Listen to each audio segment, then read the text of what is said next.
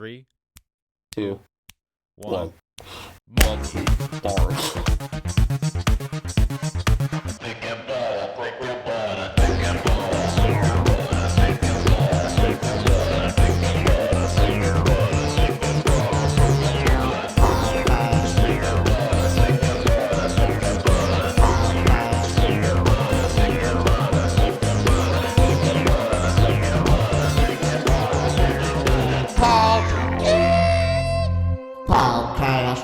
Hello, everybody. Welcome back to the Thicc and Buttery podcast.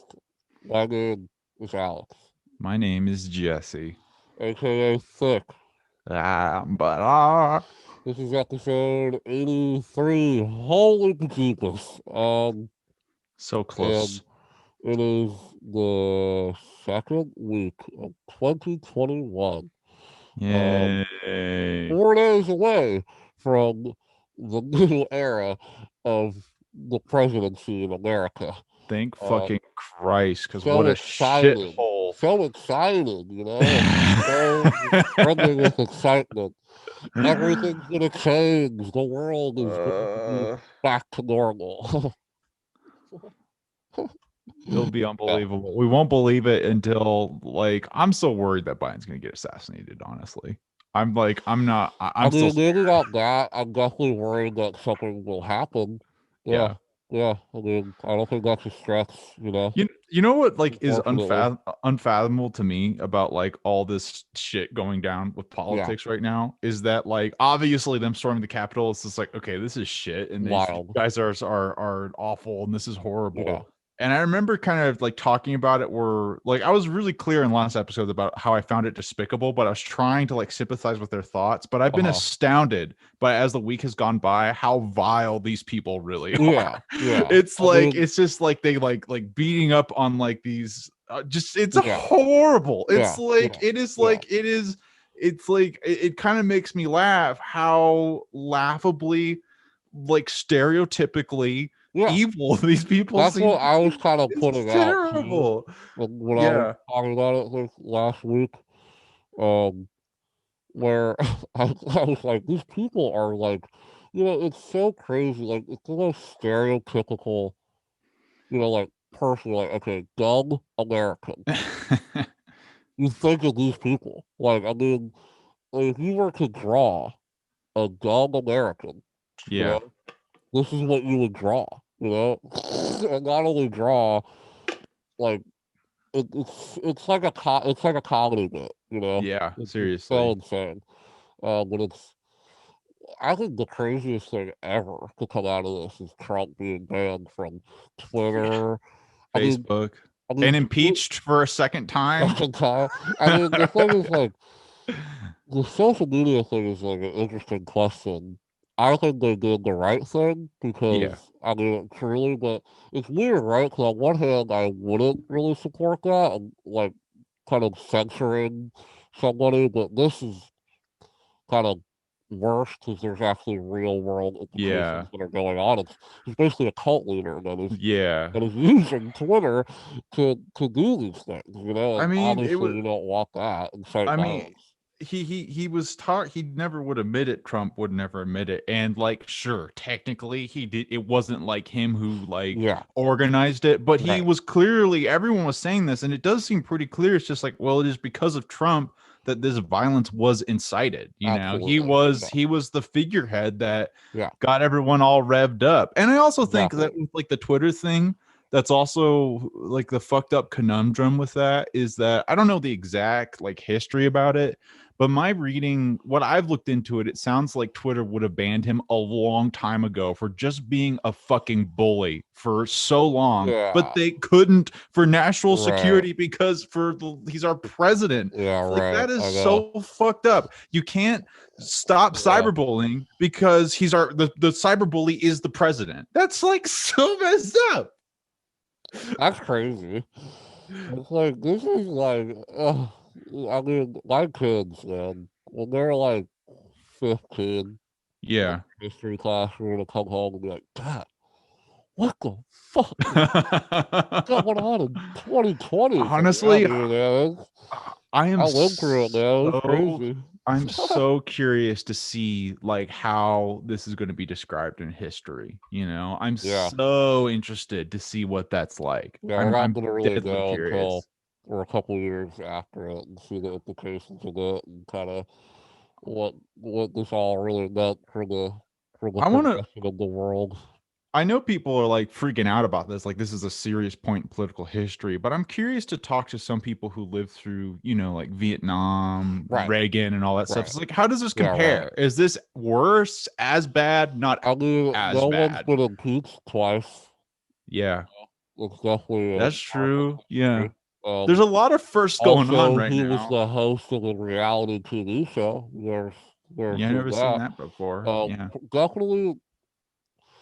He truly, it's also disturbing too, and kind of like, I guess, like indicative of kind of social media. Like, he's truly like the first kind of social media president. Because like when Obama was, inducted, yeah, it was like 2008, so it was kind of like he's only technically so. Right. I mean, I don't remember like Obama's tweets being in the news. No, yeah. I don't remember that. So it's interesting that like the first president that's able to, speak on social media and all these different platforms, that it's kind of turned into this. But I think there's way more shit that's that's not great. But social media is kind of the notch in the belt of like how he was a piece of garbage. the one thing about Trump that is sort of a filthy positive of this whole situation, a dirty, filthy positive from it, which I thought this all the way back in 2016. Dirty, filthy positive. It's like, think about what he has done to change the world by being so terrible to it, because he has gotten everyone to be like, fuck this guy. Like, it cracks me up. Joe Biden's platform was, I'm not Trump.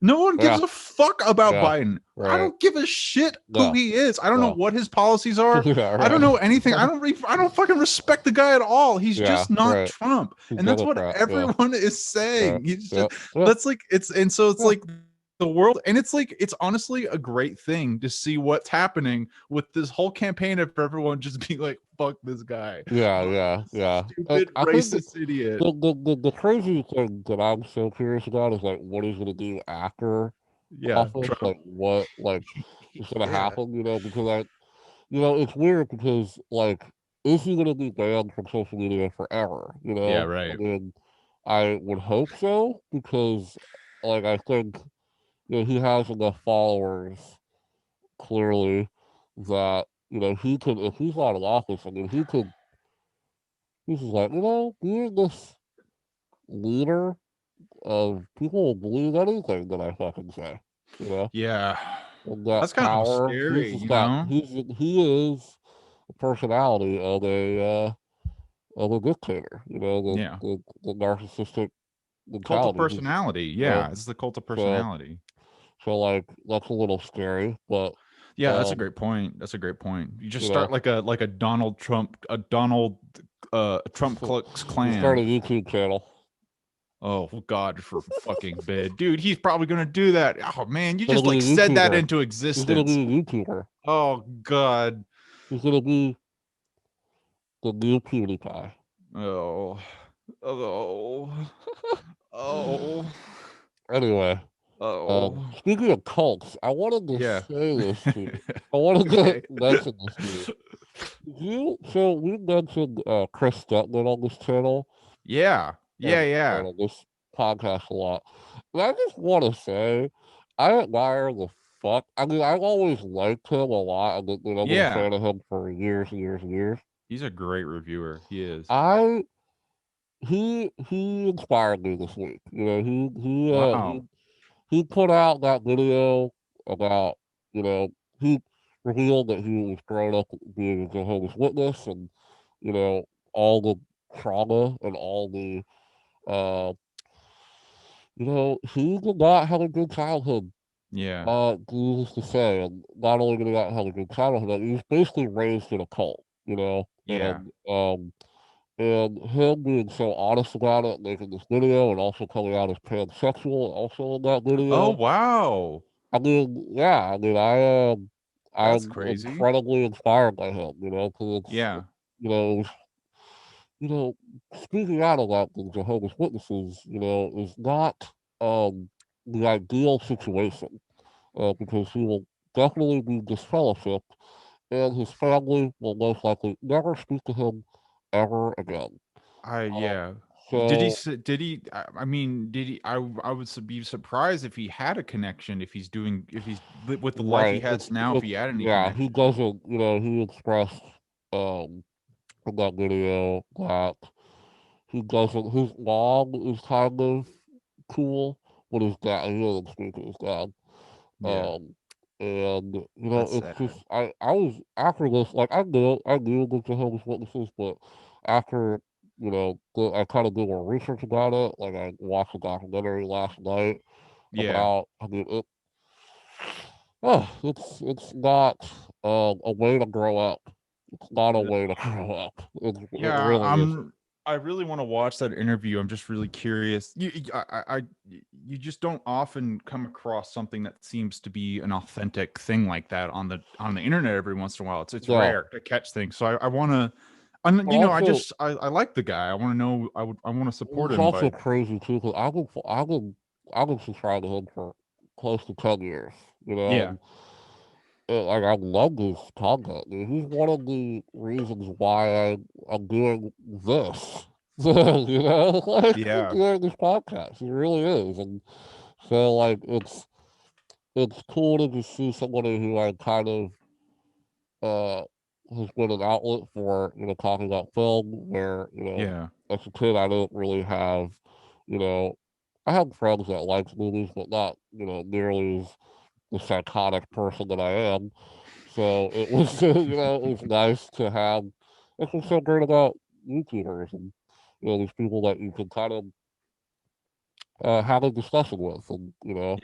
um, through YouTube and his fans and, YouTube community. YouTube community, man. So YouTube it's just cool community. to see that he is very honest about it and just takes a ton of courage to what he did. And like Yeah, it just is inspiring me to just be more honest with myself and just more honest with, you know, people, just be honest with people in your life, because like it's just more healthy that way. And yeah, I recommend to anybody watch it, honestly. It's a very interesting video because it's, because he talks about why he left the Jehovah's Witnesses and yeah. because he wants to be a filmmaker. And he has, I believe, a film in development right now, actually. That's cool. I knew It's I awesome, at the super beginning of the cool. pandemic, he said he was writing screenplays, so Right.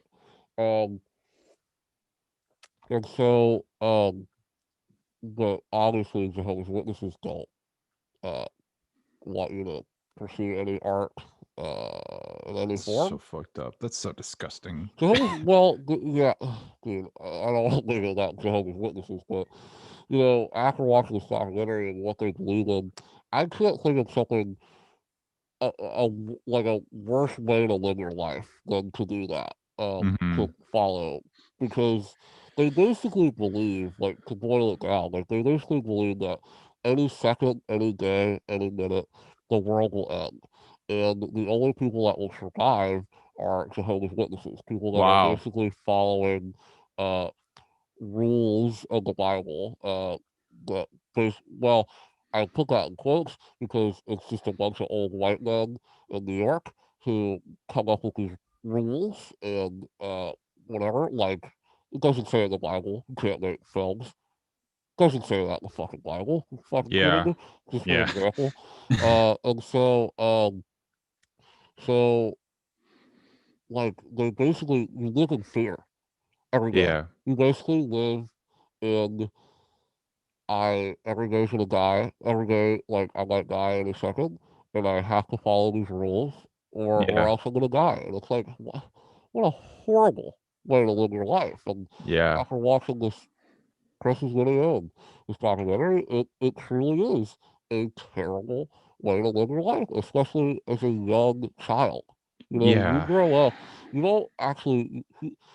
What was super revealing about Chris's video too is, I've followed for years, and he's expressed in a lot of his videos that, he didn't grow up, having a lot of friends, and was kind of outcasted, Yeah.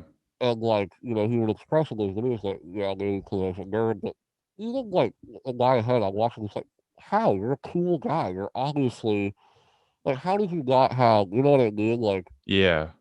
Yeah. and now we go, why? Because he wasn't Yeah. allowed to have friends that were Yeah. Jehovah's Witnesses. And, also when he goes to school, Jehovah's Witnesses are taught to preach, even if you're a kid, to like, so, you know, uh, Yeah. Try to you convert know, other people, get more people to yeah, and join. I don't think kids when you're 8 years old are like, what are you doing, man? Come play basketball. You're not Yeah, leave allowed to us do alone. you're not allowed to do any extracurricular activities. You're basically a robot. You are a robot. Yeah. You are a uh here to spread the word of Jehovah, and that is fucking it. You know? And Yeah. it's fucking disturbing. It's really disturbing. And but anyway, I just wanted to like say that because I was so stunned by that video, first of all, but also Yeah. like so proud to be kind of someone who follows him, and someone Yeah. who's a very genuine person that you don't really see a lot of people on YouTube doing that. Yeah. It's So nice to know. It's nice to just get more confirmation that someone that you love on the internet who's putting good content is genuinely a good guy and not like right, a pedophile or something, exactly. because that seems to be happening more and more frequently. Yeah, So really right, thanks Stuckman right. for like just seeming to still be good, dude. Yeah, it's cool. I Good mean, it's really job. cool. I hope that. I mean, I hope he makes that movie. That'd be fun. Yeah, I I'd would love love to see that. that, man. Yeah. But anyway, um, what else is going on in your life, Jesse? Well, not much.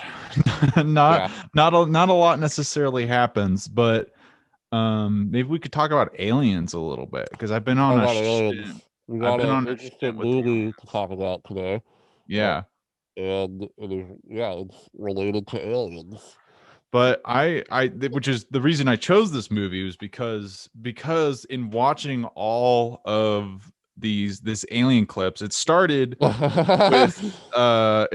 with the, what's his fucking name? Bob Lazar, right? Bob Bob Lazar. Lazar. Yeah, Bob It Lazar. And started if you with the guys don't Bob know who Lazar Bob interview. Lazar is, um, Yeah. this is a guy who, since the 80s, late 80s, has been telling the story about working in Area 51, the famous, Yeah. you know, secret base that the Yeah. government had. It's in Utah, right? Something like that. And Yeah, he somewhere up was there. working, just to be technically specific, he was working in an area that was like an offshoot of Area Yeah, 51. He wasn't working at the Area I 51, think but it was near Area 51, but it yeah. And wasn't I think the he Area 51. maybe went to Area 51 at some point, but I don't know about that. I Yeah, don't know. doesn't really Uh, matter. but he was dealing with alien voodoo, which it was either, I think Area 51, Area 51 is in New Mexico. New Mexico, yeah, you're right. Yeah. Yeah. So I think he was in New Mexico Yeah. when he was going to What a work weird here. state. Yeah, New I'm pretty close Mexico. to New Mexico. I Yeah, you don't think are. about that, but I could drive God, to dude, New you can go to Mexico. Albuquerque and fucking, not kidding, you can tour where they shot Breaking Bad. Oh, that's sick. You Ooh, I can might go actually to do that. Walt's Ooh, house. ooh, We should do ooh. that. That'd I be should really come cool. and we should get in your car and just go fucking Breaking Bad tour. Damn, that would be so fun. I would That'd be love that. awesome. We should do that. Breaking Bad. I was Um, thinking about how good Breaking Bad was. Um, but Bob, so anyways, I got really obsessed with Bob Lazar's story, which his story is basically that he like had hands-on experience with with an alien device. with who saw flying saucers. Yeah. Most famously, he worked on an anti-gravity machine. Yes. Which, if you're listening to that, you're like, what's so cool about that? Okay. If there is a device in the world that can change the course of gravity, that means that this device could wipe out the entire planet like that. Because if you can change the direction of gravity, you can. I mean, if you harness that power and use, Well, that's a pretty powerful device. Well, more of what the device he was talking about, the significance of it was not necessarily like a threat of mass destruction, because this device could do was not control our gravity on this planet, but it could create its own gravity. So it could it could do things that were unbelievable, right? And one of those things that what it could do is that when it was attached to the spaceship, what Bob Lazar apparently saw, then the spaceship could do things that defied physics. And that's like the thing that's like unfucking my mind-boggling. And I mean, it's also incredibly dangerous. That was one of the points that Bob Lazar was saying. It's just like, what if you dropped a nuclear bomb in the Victorian era, and somebody was kind of fucking with like an A-bomb, and then it just like exploded. So it's like then what would happen? Would our gravity just turn around? Then our guts would just turn inside out. Like that'd be fucking scary. And he's been telling the story for years, and like I think you're talking about the podcast you did with Rogan specifically. Yeah, that's what I watched. Yeah, there's also a Netflix documentary which I want to see. But, they're both great. It's interesting because he's been called a liar. He's been called, people think that he isn't telling the truth. They're exaggerating the truth. Yeah. You can have your opinions about, maybe what you think of him. But in my head, I think it's insane not to believe him, to be honest, because I don't understand. Because if you hear that interview specifically with Rogan, is, he expresses that this isn't helping his life. Yeah, it's really damaging. Extremely. I mean, if anything confirms to me that this story is indeed true, the government tried to erase him from existence. Now, if this wasn't true, if he was going around telling the story and it wasn't true, why would the government literally try to like erase his social security number? Sure, sure. Why are they trying to erase him if there wasn't some truth? Maybe not everything that he's saying is true. Who knows? But I mean, it's a little fucking weird that the government tried to erase him. And I totally agree with you. And I think that my state on it is that it's just like Bob Lazar seemed like a really genuine guy. And on from my impression on the podcast, which is like no sources on that, man. Like this is just me watching a dude talk on Joe Rogan's podcast. I don't have credits and things like that. Right. I'm just assuming Bob Lazar seems like a genuine guy. He doesn't seem like a sociopath to me. It doesn't seem like he really gets a lot out of doing any of this shit. Like money, nothing from that. And a lot of the things that he has said like years ago have been turned out to be true. Like device, that fingerprint device that turned out to be a real device, Yeah. But I think I was watching a clip, like a criticism of Bob Lazar, because that was something I was curious about. So I was like, well, I'm watching a lot of things that were supporting him, but I want to see like what are people saying that are like calling him like not like that this is not true.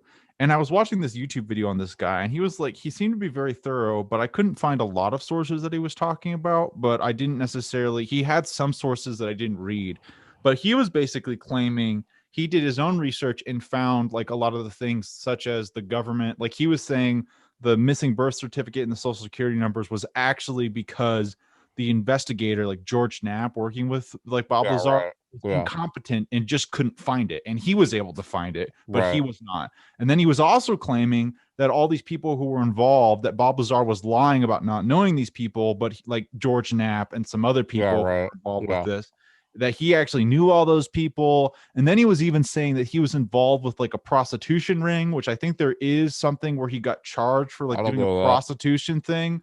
So it's like, okay, sure, if those factors are true, and Bob Lazar is literally a fucking scumbag, right? Like, I don't know, but in my eyes, though, if if this is all a lie, he is the greatest. The story is just too thorough and too.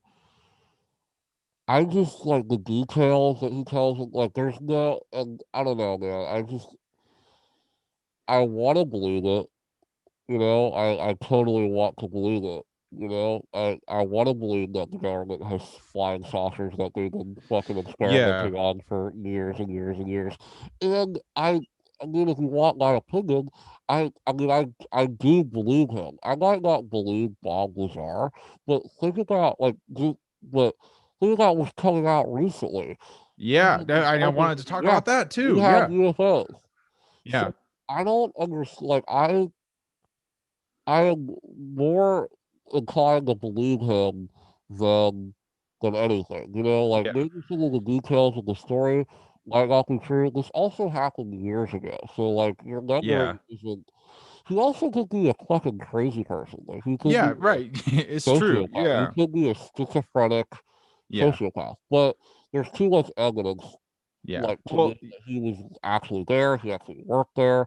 yeah. Like there's too much evidence to deny that to me. But And I think the thing, okay, so like the thing is about it for me is that my opinions on aliens, I just this is like awokenness in me because I never really thought much about aliens or anything yeah. like that, but I realize it's like I avidly want to believe in this. Like I want to So believe what do that. you what do you what specifically the aliens that they have been here or that you believe them? Like are you more talking Well, about like having regardless visited? regardless of our situation with like being visited, which I'll talk about like my opinion on that in a second. I now like 100 and full blown agree with the fact that like aliens exist. Yeah, It always like made sense to just make the claims like there's so much space, there's livable planets, aliens yeah, are there out there. you So it's go. like sure, Yeah, I get right. that. But now I'm like, God damn it, aliens are out there. They're real, they're advanced, they're Oh mean, yeah. they're green or gray. Yep. I don't give a fuck. They're out there. There's Yeah. dogs or shit. I don't whatever. But now, like, kind of what They're now, dogs. but now, like, I really am kind of starting to be convinced, and I want to believe that they're like fucking here now, man. Like in Yeah. the 70s, like they came here after Right. World War II, and they've been like in They're contact with the good here. government. And I think Like that they're they're here like, now. yeah, Yeah. I'm like, I don't know if I Sure. totally believe that right now, but that's sort of the thing that Yeah. like I'm thinking about with these things. And I watched so the Bob Lazar thing sort of got me thinking about this a lot. Like it's Yeah. like, dude, that's crazy. So you're telling Right. me that, and I would believe that the government would treat this shit in the way that they're doing. And the other thing that I think is very believable about Bob Lazar is that he's very much been treated like a whistleblower, Yeah. because Right. you have seen these contexts of people, Edward Snowden, Aaron Yes. Schwartz, who I just watched a documentary. Hey, completely digression for a second. Right. Everyone who's listening to this, and you, Alex, should listen to the documentary on YouTube called "The Internet's Own Boy," and it's Okay. about Aaron Schwartz, who was one of the creators of Reddit, who Oh is wow. Okay. actually a crazy good person. He's like Oh really? and he was like an activist. He was brilliant, and he was a whistleblower on all kinds of shit. And Yeah. he That's cool. eventually committed suicide because of like, That's not cool. yeah, anyways, it's a tragic story that is Yeah. incredibly important, Yeah. I especially want to. right Yeah. I want now. to watch So that. Yeah. people should look into that. Anyways, I Yeah. think Bob Lazar seems to really be a genuine whistleblower based on how Yeah. he got fucked in the ass by the government, Right. or allegedly, I guess I'll say Allegedly. that. Yeah. um All this is allegedly. yeah, Yeah. right. But yeah, I watched this other documentary because of the Bob Lazar thing called The Phenomenon, which I've heard of this. I've heard of that.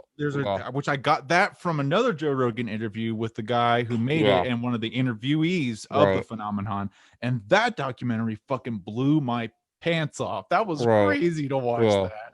It's like, yeah, What is that one more specifically about? that one's just about like dudes get your there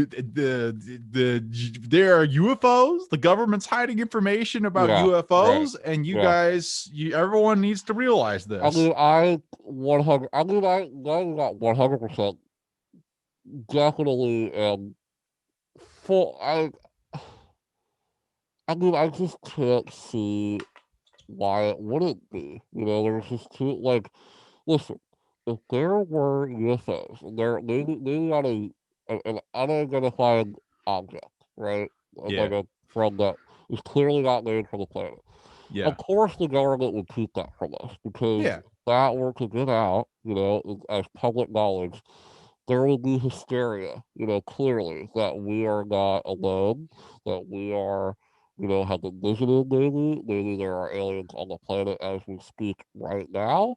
I Yeah. think there will just be a lot of hysteria going on. And Yeah. so, yeah, I don't see why the government wouldn't hide these things, Yeah. Um, I think it's interesting. It's interesting to me. The thing that I am most interested about is that like all of these claims about what people think it might be are making these associations that it's like maybe it's not fucking aliens at all. Maybe it is just government like studies, or like something that they're working on, something like that, some kind of technology or well, stuff like the, that. the, the But argument to that is that the government, well, here's another weird thing, and I guess I bet you know this too, but, you know, like, the government is always ahead of technology than the public. For yeah. example, like, GPS was around in the 80s, Yeah, you right. know. Right, The right. government had that before. I mean, we didn't get that until, what, like, 2000, like, five, like, like something like that, like 2000s maybe. So that's pretty weird, right? Yeah. Where, they are, they're like, what do they have right now, God? Like, what kind of technology that is 20 years maybe ahead do they have? Because, Yeah. and how did they get that? Or Yeah. who's, you know what I mean? So, Yeah. like, Yeah. like, that's another odd thing. Like I remember reading like maybe a year or two ago that they have 4K cameras Yeah. that are like the size of like your Whoa. like fingernail or something. Wow. Like what? Jesus. That doesn't exist, Yeah. you know? So I don't know, Yeah. man. And it's crazy, but yes, yes. And I think that, and one of those arguments, we're saying that it's like there's some crazy technology in the government, but even how crazy it is compared to today, it doesn't match what, like Bob Lazar is saying, it's not even close to what that technology was that I worked with. That's the argument. Yeah, It's like these technologies there people were talking about how they describe how flying saucers move, those accounts for that. It's just like there's no way that the yeah, right. government could make that right now. Again, like I don't fucking know. You tell me that, I'll be like, dude, yeah, dude, I believe that. This is But kind of I the don't funny know. thing. The one thing that I was a little like, I mostly believe Balthazar. I really do. I truly do. The one thing that like is a little like the idea, like when he's describing the flying saucer, it sounds like from this movie that we're talking about, like the Yeah, Close Encounters. Like, right. and to me, like it just seems too. You know what I mean? Like it just seems too like science fictiony. Like Sure. it was a like that shit that was coming out in the 50s when they made aliens. Okay. So Here's the thing. Here's the thing. I thought about this too. I'm with you on this because I was like, man, that's kind of weird. This kind of campy. But the thing is that I learned about the phenomenon is that there was like this craze because that's when these sightings started, right. and Yeah, these movies yeah, I started to guess, get made that because right, people were seeing these saucers and stuff. So it's like, right. okay, so we have this narrative where maybe it's like this invention of just like the populace in the 1950s, and we're working with this kind of outdated idea, which like based on the 50s movies, like all those things kind of seem like kind of goofy. It's like, why would an alien do Yeah, that now? right. Because it's like the 50s to us. But what if they were just like doing what they saw, and it's Yeah, like a exactly. Yeah, catalog of like right. a Yeah, primitive design right. of like Absolutely. how they actually are. So it's Yeah, like right. that's the alternative history that kind of blew my Yeah, mind, because it's like, man, okay, so what if like what we were seeing in those movies were actually pretty accurate to what yeah, like alien ships yeah. actually, or like the gray-eyed big-headed aliens, you think that that's like, dude, they won't look like Right. that. But then you see it, and it's just like, dude, maybe they do. Yeah, I mean, that's another argument, is like that. Maybe you're absolutely right. I mean, maybe like, we don't know how long, they've had this flying saucer in their possession. So like Yeah. maybe, the story that Bob tells and a lot of other people. There's another really famous video and story, and I forgot remember his name, but it's like basically a flying saucer video. Yeah. From a fighter pilot's perspective. I can't Yeah, remember yeah, the yeah. guy's name. I think I've seen that. There's a lot of videos of like people, seeing that they saw things like Balthazar and his friends, would watch them test on the the Yeah. flying saucer. Yeah. And who knows, man? Maybe, yeah, like maybe they've been doing this for years, and like people have, that story got around, and Yeah. these writers of science fiction movies and literature and all these things started to, um, you know, depict them like that. But here's another thing that will blow your mind. Yeah. Have you ever, here's what you need to do. You're in Colorado. You need to get as much marijuana as possibly can. Just get blazed and watch, what Ancient Aliens is? HN Aliens? Ancient Aliens. Oh, The yeah. show. Yeah, You need to yeah, I've heard watch that. about that. Because you Okay. would love it. It is basically like this idea. Uh-huh. And one of the things that there's some episodes where you'll just laugh your dick off because it's like insane. They have to, there's, I don't know how many episodes there are now, but there's only so many great alien theories that are kind of believable. Um, Sure. some of them, like there's one that like made me laugh so hard. It was making an argument that like all these super smart people like Einstein and like all these Oh, people that they're are like aliens? aliens. No.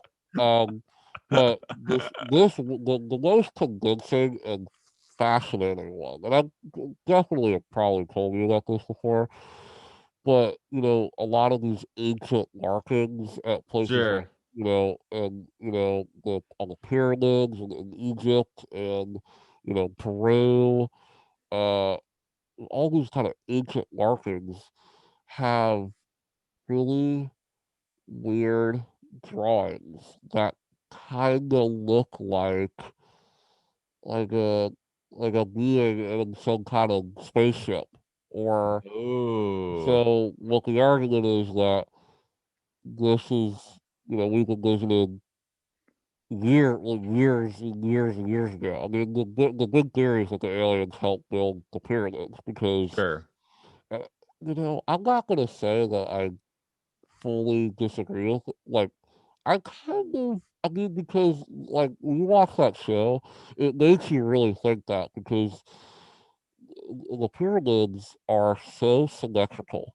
They Yeah. are so well built that not even today we have the precision that they had in bumfuck whenever they did that, Yeah. And not only that, these rocks are 2 tons.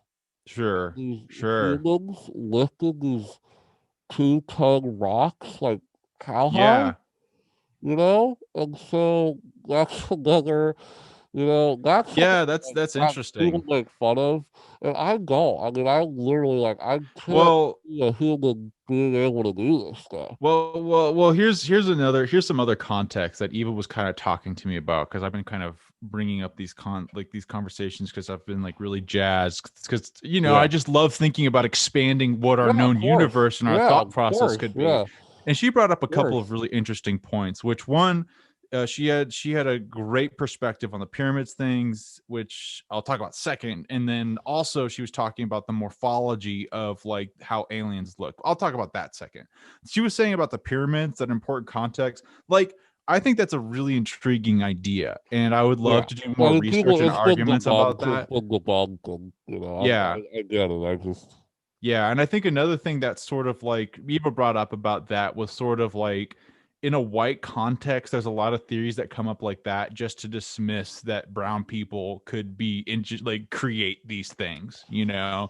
And that's been a big thing that Eva said is a big problem with archaeology. It's Has kind of been interesting that it's a racist thing. yeah, it's a big thing in like archaeology. That's pretty crazy. Yeah, Eva says it's very common for like these people to do like white people to do a lot of work to dismiss like what Yeah, I don't brown think. I people mean, can that's do. not what I'm doing. I mean, Yeah. No, I'm I'm looking at not saying, like I saying that don't you're know doing this. any human period can Yeah. like we couldn't even do that today, man. Like I see. any Okay. race, any thing. I believe I have a tremendous belief in human ingenuity. Like maybe it's I not would love to possible. believe humans did that. You kidding Yeah. me? I kind of lean more towards that the humans did do the pyramids and stuff. Sure. I'm cool if it is aliens. Like I'm fine with that. I just okay. I understand. Like lifting it. Yes, I know. Like people, like tons of people died trying to build Yeah. those things. The precision is what is a little fucking weird. Like Yeah. the idea that like they are perfectly symmetrical, dude. Yeah. Like that. Like how? You I'm know? curious. Like Okay, well, so did they compare it to things like Roman architecture and oh, it's like yeah. marble designs and Yeah. stuff like They that? all that all that is Interesting. under the like there's like I forget where it is. I think it's in Peru, but there's like this other I don't want to say I don't think it's Machu Picchu, but I think it's another kind of structure like that, ancient structure like that, that had these insanely these marble stones and rocks that form like a kind of a wall of some sort with the way that they're cut, the way that Yeah. they're you're like, Yeah. what the fuck, man? Like, um, Yeah. it's just, I just feel like, what do they do with it? Like, what do they have back then? I'm not saying maybe humans did it. All I'm saying is maybe an alien came and was like, hey, uh, here's this device or here's this technique of how you can, you know, make this more Sure, sure, precise. I don't, sure. I just, even today, man, we got to have like a laser precision cutter. Like, just Yeah. with I'm assuming they just had, chisel Yeah. and, whatever they had. But, like, Yeah. it's just so, Well, like I but believe in I also human could believe being I that believe that we humans got can be that dumber. precise. Yeah, no, I can believe that too.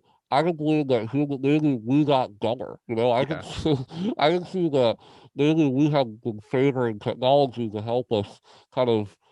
Maybe humans are smarter than we actually think we are. Yeah. Maybe back in the day, in the day. This is way before back in the day. Back in the fucking, you know, ancient times, Yeah, yeah. Mayan times, like that we were smarter and we were more able to I could totally 100% believe that too because you can maybe this like as humans evolve we just become a lot more smart in creating electricity Yeah. and things like that it goes with the theory of like I forget who it was but I got really into this theory of like that I don't think humans aren't supposed to be like in like a house, and Uh-huh. we're hunter gatherers. We're Yeah, yeah. We're supposed to supposed be to out be out there, and about. and you hear about these people that live on off the grid, and they Yeah. are so happy. They are so happy just having this family in some fucking shelter, and they go out and they get dinner every day, and there are these Yeah. tribes in Africa that are fascinating to read about because that all they know is the women, stay home and take care of the kids and cook, and the men go out and hunt. And these tribes are insanely happy, Yeah. believe it or not. Yeah. And Yeah. there's something interesting about that. Maybe, but these people, you also hear about how especially these African like tribes, they Yeah. are ripped, Jesse. They are fucking, dude. They don't have shoes, dude. Yeah. Like they hunt monkeys, dog. They fucking hunt baboons with, believe it or not, a bow and arrow that they make themselves. Yeah. Like, dude, this is human ingenuity that you and I could never even fathom. Like these people, like like they're like we would be out there like, oh, I got a sunburn, and Yeah. they Yeah, are like right. they are sprinting like 20 miles an hour with no feet with like these wooden bow and arrows and shooting Killing lions baboons with in the back. spears. Yes, I'm not kidding, dog. Yeah. No, I That know. I know this that is is true. fascinating. Yeah. So think about that's today. That's like, whatever. Think about what was that tribe like fucking 2,000 years ago? Yeah. Like were they just insanely, humans were just more like better physically, And Yeah, so I can that's a really totally interesting believe idea. that humans were, because we don't really have like knowledge, but we don't really have like a image or any recount of what that was like, 2,000 years ago, or when I can't call up and say, hey, what was it like going to the pyramids? Like, there's no Yeah, yeah. one like that. And it's so far gone. So like, we don't know what humans were like, man. Like Yeah. technology has maybe uh destroyed as as things become more accessible to us and things become more easier to use for us, like AI, for example, is, in my opinion, is going to be the lead to our downfall because we don't need humans anymore. We have Sure. this artificial intelligence that will do everything for us, and back then, they had fucking none of that. They had the fucking I, grocery store? What are you kidding? What? No. If you wanted a fucking banana, you better fucking go out into the fucking jungle and get that fucking banana. Like Yeah, right. it was, people were saying the wild, wild west. Like, this is beyond the wild, wild west, man. You just Yeah. walk out and fucking, hopefully, you're like, I'm gonna go get, like you're with your kid and your wife, and you're like, I'm gonna go get us some bananas. Hopefully, I don't get eaten by a lion. Yeah. I'll be back. Hopefully, I'll see you in 2 weeks. And they would go, you know what I mean? Yeah. Different life. I think So I've been it's kind of interesting that you bring that up because I think it does kind of connect to this sort of theme that I've been experiencing with aliens and stuff. Um because with the aliens I've really been thinking about also things like God,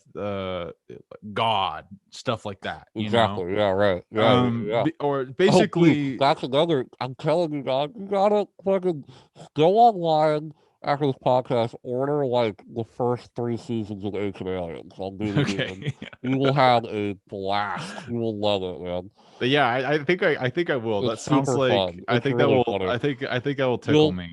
Either the episode will be really interesting, like, oh, that's a cool idea, or it will Yeah. just be the most hilarious shit you'll ever see. I'll It's watch it with very Eva good. and it might like drive her insane probably. She'll probably go cuckoo over it. Maybe, I mean, She might like it. I don't know. the people that are being interviewed are like real scientists. They're Yeah. real. I mean, some of them. There's one dude that is a kookball, but Yeah. he's like an archaeologist. He's studying this shit. Anyway, Yeah. But religion. yeah, you Yeah, think about it's just like stuff like about thinking about our purpose, you know, it's like what are we really doing here yeah, and stuff. right. And it's kind of you know, it's more inspiring. I'm still mostly kind of atheistic and just Yeah, believe in just the world as it is, and I don't know if there's anything after death, but I'm down to find out. Like I'm yeah, cool right. with it being something being there. But I'm I was there. thinking I was thinking Whatever it is, I'll be there. I was thinking about, you know, what you were talking about, like these African tribes and stuff, and I was and kind of thinking about I don't necessarily think of it as like humanity has regressed from that point, but I was thinking that like I think about the Native American culture and something like that. And what I find so profound about reading about their experiences and their way of life is like, damn, they just sound so at peace with themselves. And when we have dramatically strayed from that, and I think that like the biggest thing that we're fighting as Americans specifically, I don't know about the greater world because I haven't really been outside the Americas, but with Americans I can say for sure we are plagued by fucking capitalism. I think capitalism's great, I'll suck capitalism's dick. It's done great things to me for my 22 years I've been here, but god damn, it's also just like I think toxic. that's the biggest reason, for it's just like, you hear about this, like, I can't think of something worse than to throw me out in the middle of the jungle, like, better find food tonight. I can't think of something worse, Sure. But for these people, it's in human nature to do that, and when you take that away, the more you take that away with our relationship with the natural world, with capitalism, for example, where buy this iPhone, you can fucking, you can be sitting on the toilet, and if you want to call your wife or your girlfriend and see their face and see where they are, you can in an instant, I think that I don't think what we have to do is go back to like a hunter-gatherer complete nature lifestyle, but I think what we have to do is relook at that. It's like, what is it about that is so good for us, and reincorporate that into the modern day life. I find in general, but for your own life, your own personal absolutely life, because I think like working out, for example, like going out, running outside, like being outside, going on a mountain. There's something like we were saying when we were in Colorado. One of the reasons why I didn't want to move there is because you're next to a fucking mountain. There's something because it humbles you. You're like, oh yeah, immediately a crazy planet that we're on. This is a it's like it's an amazing thing to look at. That's just, it's also kind of an important realization. But having this, you have this. It's hard. It's so easy to get disconnected from this because especially with COVID, if you're staying inside, or you live in like a city or something, and you live in this cement world, then you forget that you're on a fucking rock in the space. Yeah, exactly. That is spinning so fast. We're in a giant fireball. It's literally like you have to really think about that shit because you have to realize that what is going on here is fucking insane. It's insanity. Insane. There's a giant fireball that if that fireball just decides to stop being a fireball, we all die. Every one of us, yeah. But the other crazy thing about that, if it decides to stop being a fireball, we'll all die, but we won't all die from that. We'll die of old age way before the death of that fireball actually hits us. Or here's even the crazier thing. That fireball might not even be a fireball right now. It might be exploding and we're leading towards I don't know, maybe scientists can say that's not the case. Maybe they know that. I don't know that though. But also the earth is spinning at God knows how fast. Yeah. And, if we just stop, we're just going to fly off the fucking surface of the earth, man. That really fucks me up. That really fucks me up how fast the world's spinning. It's good to know that stuff. It's good to sit there and go, dude, I want to fly a giant flying rock that is just not, this could, this is what a Jehovah's Witness. This is why you should not be a Jehovah's Witness. You shouldn't live in fear of the world is going to end because living in fear is obviously not a good way to live life. I mean, the other thing about Jehovah's Witness that I think is really damaging is sort of like the egotism that can go into it. To think that I will be saved when the world dies, or something like I will do this to protect myself. And it's just kind of just religion in general. It's like, do you think that this flying rock gives a shit about you or any other single fucking person on this planet? I find that to be to me, thinking about how everything is nothing matters at all. Nothing fucking matters. Who the fuck cares about like Donald Trump and all these capital? But dude, we invented all that shit. We put it all there. You know, I feel like Joe Rogan. I feel like Joe Rogan has said this exact fucking speech like over and over again. But like, I find it really helpful to just recognize that and be like, I'm fucking nothing, dude. I'm nothing at all. It's really good to know that. You know, you have to humble yourself in some way where it's like, listen, man, this could all just end. You know, you have to kind of appreciate what you have. I've been really digging. I've been digging monks a lot for that. I've been like, dude, monks know where it's at. Monks, they know what's up. I was talking to my parents about that. Like the idea of there's some religions that are interesting, and Buddhism is definitely one of them. I don't know if I will be a Buddhist, but the idea of I'm all about, like, I like spirituality. Like, I like the idea of being spiritual, but maybe not necessarily believing in something. But how about if there was a religion that helps you deal with the life that you are living right now? Instead of thinking about what's beyond, because no one fucking knows. No one. Why do you? It's just no one knows. No one knows. No one fucking has the answer. And people who tell you they have the answer, they are fucking lying to you. And like, they just are. They just are. And like, I'm sorry. If you want to believe, that stuff, it's totally okay. But I personally, if I were to be religious in any way, it would definitely be something that is more geared towards finding peace within yourself as you are alive right now. Not thinking about what's beyond, because no one knows.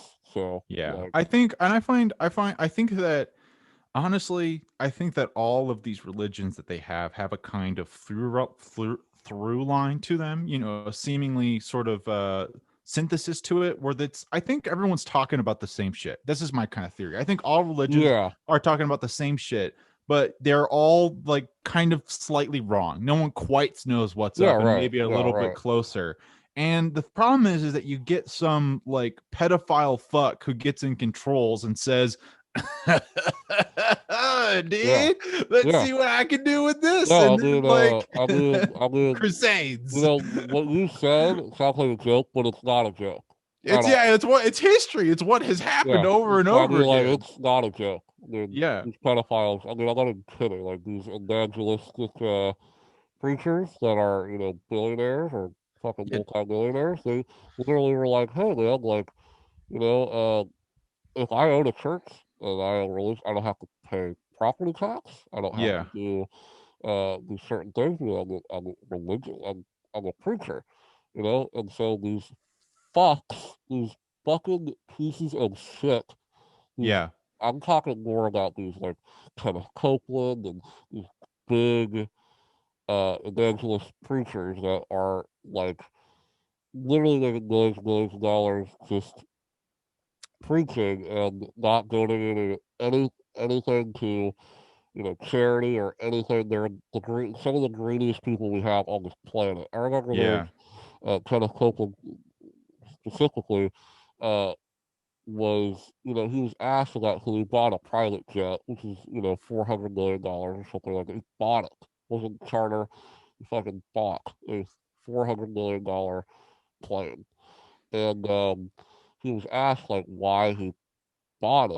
And I would respect him for just being like, maybe not respect, but I would just be okay if he said, I like to travel, and, I don't, I travel a lot, I have to go around the country and do these, shows, and I have the money, and might as well just get a plane, That, I would be like, okay, cool, whatever, that's Did cool. he say that God gave him that plane? So he told him that God told him to do this, and that he needed to be, he basically said that he needs to be away from us fucking plebeians, us fucking, and in my estimation, you are the fucking devil. You are literally a personification of fucking evil. Yeah, dog. Fucking smite, dude. Fucking smite him, man. Also, if you look at this guy, look at his preachers. I mean, he might as well be the devil. I'm not even kidding. Like this guy Yeah. looks insane. He sounds insane. He has basically um, manipulated all his followers. I mean, I'm like, what's going on in your fucking brain, man? He's literally Yeah. saying nothing. I mean, and Yeah. he's major Trumper. You know, he's Yeah. one of the dudes that told everybody that coronavirus, like if you just rub Clorox on your face or something, coronavirus will go away. Evil. He said this Evil. on Evil. TV, you know, I mean, Evil. he's a giant piece of shit. But you're absolutely right, though. I mean, he's probably touched many, many kids. And, you know, this is just something is, that is such a fact, what you just said. And Yeah. it's disturbing as all hell, you know? Yeah, and I wish that it wasn't I wish it wasn't so easily distorted, but I think one of the reasons that religion and stuff is so easily distorted is because it's so hard to follow it genuinely. Because you really Yeah. do. I really think that you have to be like a fucking monk if you want to try Yeah, to right. genuinely get to enlightenment. And all these monks, the other thing that's crazy about like a monk life, like reading about this, is a monk commits to this without the goal that they might get to enlightenment. Like they might die and Right. never get there. But the Right. goal is that it's just like I'm committing myself to this because this is how I'm going to make my life be fulfilling and worthwhile. It's like Right. wow. And it's just like that is and so to me like I've been thinking about this and it's like man, I really do feel like that there is something more to this world than what we can see, you know. And I feel I've been resonating with that 100%. with like stories and all of this shit. I'm not comfortable calling that God or like something else like that. I'm not comfortable with that. But I resonate more with these with religions and stuff and this practice that people has and Mhm. like this sort of spiritualness of living your life. Like that resonates with me more Absolutely, yeah. because like when I read a story that's fucking good or so, like end a book or watch a movie or something and it's like Right. really fucking good. It's like man, that something crazy just happened. Like that was crazy Yeah. that just Yeah. happened. Right. And it's like maybe I don't know, man. Maybe it's just psychology or something like that. But if it's I'm fine with that just being some like figment of the mind and it's still magic, man. Like it's I think it's Yeah. totally Totally explainable, agree. but there's Yeah. anyways, I like And like it's I think what you're getting at is like using kind of art and art, film, like our religion, that we get this enlightenment, we get this um feeling of like I'll finish my thought.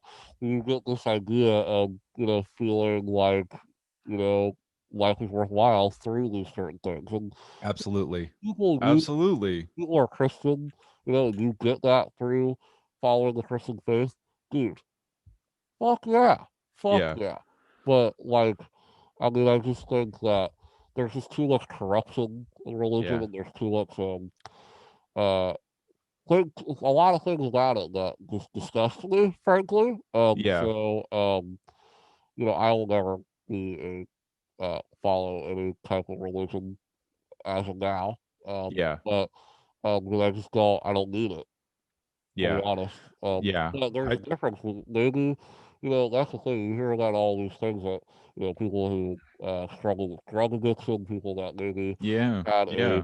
a lot of It's a great thing for people in need like that. It's a yeah, I mean, great powerful it thing. totally can. You hear a lot of stories about, people who were, not doing well in life for whatever reason, and Yeah. they discovered Christianity or Catholicism or Yeah. Buddhism or anything like that, and it gave them purpose in life. It gave them Like something to look forward to and to follow, yeah, and I think every human needs something like that, right? For example, like you you are I want to be an independent artist. That yeah. is your religion. Yeah, it That is really something that is. you are Yeah. following. People like that's what's so interesting about cults and so interesting about because it's basically the manipulation of uh people. It's in human nature to want to do something, to want to do something, or to uh, drive to do something. Yeah. And for Jehovah's Witnesses, the drive is to spread the word of God, and so I don't die. Yeah. For all these things, but what's so interesting about cults is they get so wrapped up in it that they don't see the dangers of it. They don't see the trauma that is inducing to them until they get Yeah. out of it. Yeah. And you know, so yeah, I think music is totally could be a form of religion for people, like Yeah. absolutely. And I think like just because you're not like music, look also like why people like religion is community.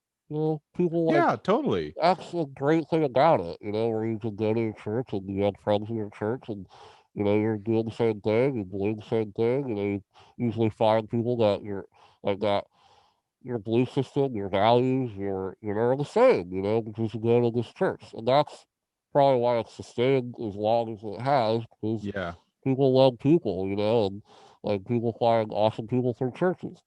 You can also do that for music and film, film community, especially on the internet. Yes. You and Yes. Yes. I, Yes. going to college, like it's the same fucking idea, man. It's the Yeah. same idea. I think, yeah, it's all just this search to try to make it so we can find meaning in what we do with our Exactly. lives. Yeah, It's right. all, and some people need a bigger way to find meaning than others, but I think we're all just sort of, everyone kind of has that in the back of their mind. Like, what am I doing? Why am I Yeah, doing this? What right. do I want? What am I supposed to do? And I Yes. think that it's really scary because the human mind is really fragile and malleable because it's really attractive.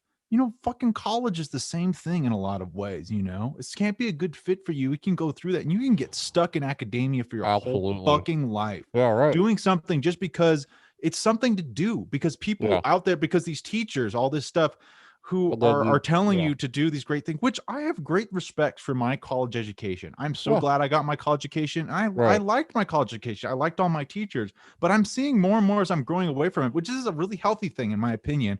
I'm seeing it's just like, man, I really did feel like I saw those teachers as being like the objective truth. And now I'm seeing on it's like, dude, that was just a fucking person who like, I'm like looking at all these teachers who like, I'm just, I have more like, like despite for like, it's just like, man, that person was a fucking idiot. That didn't know who they're talking about at all. And they were teaching us shit, and it's like, the thing about that is that like, it's not too far, like talk, it's only a couple steps away. Like a teacher doesn't know what they're talking about from a cult leader. You know what I mean? Yeah. It's just like they don't have nearly as much influence as this other fuck who bought that $400 million type thing. But genuine person. And you know what? It's not that hard to be a nice guy, but it is kind of it is also really hard to be a genuine good person, because it's a lot of fucking work, especially in like this capitalist America, because you're just fucking trained to be these little greed monsters all the time.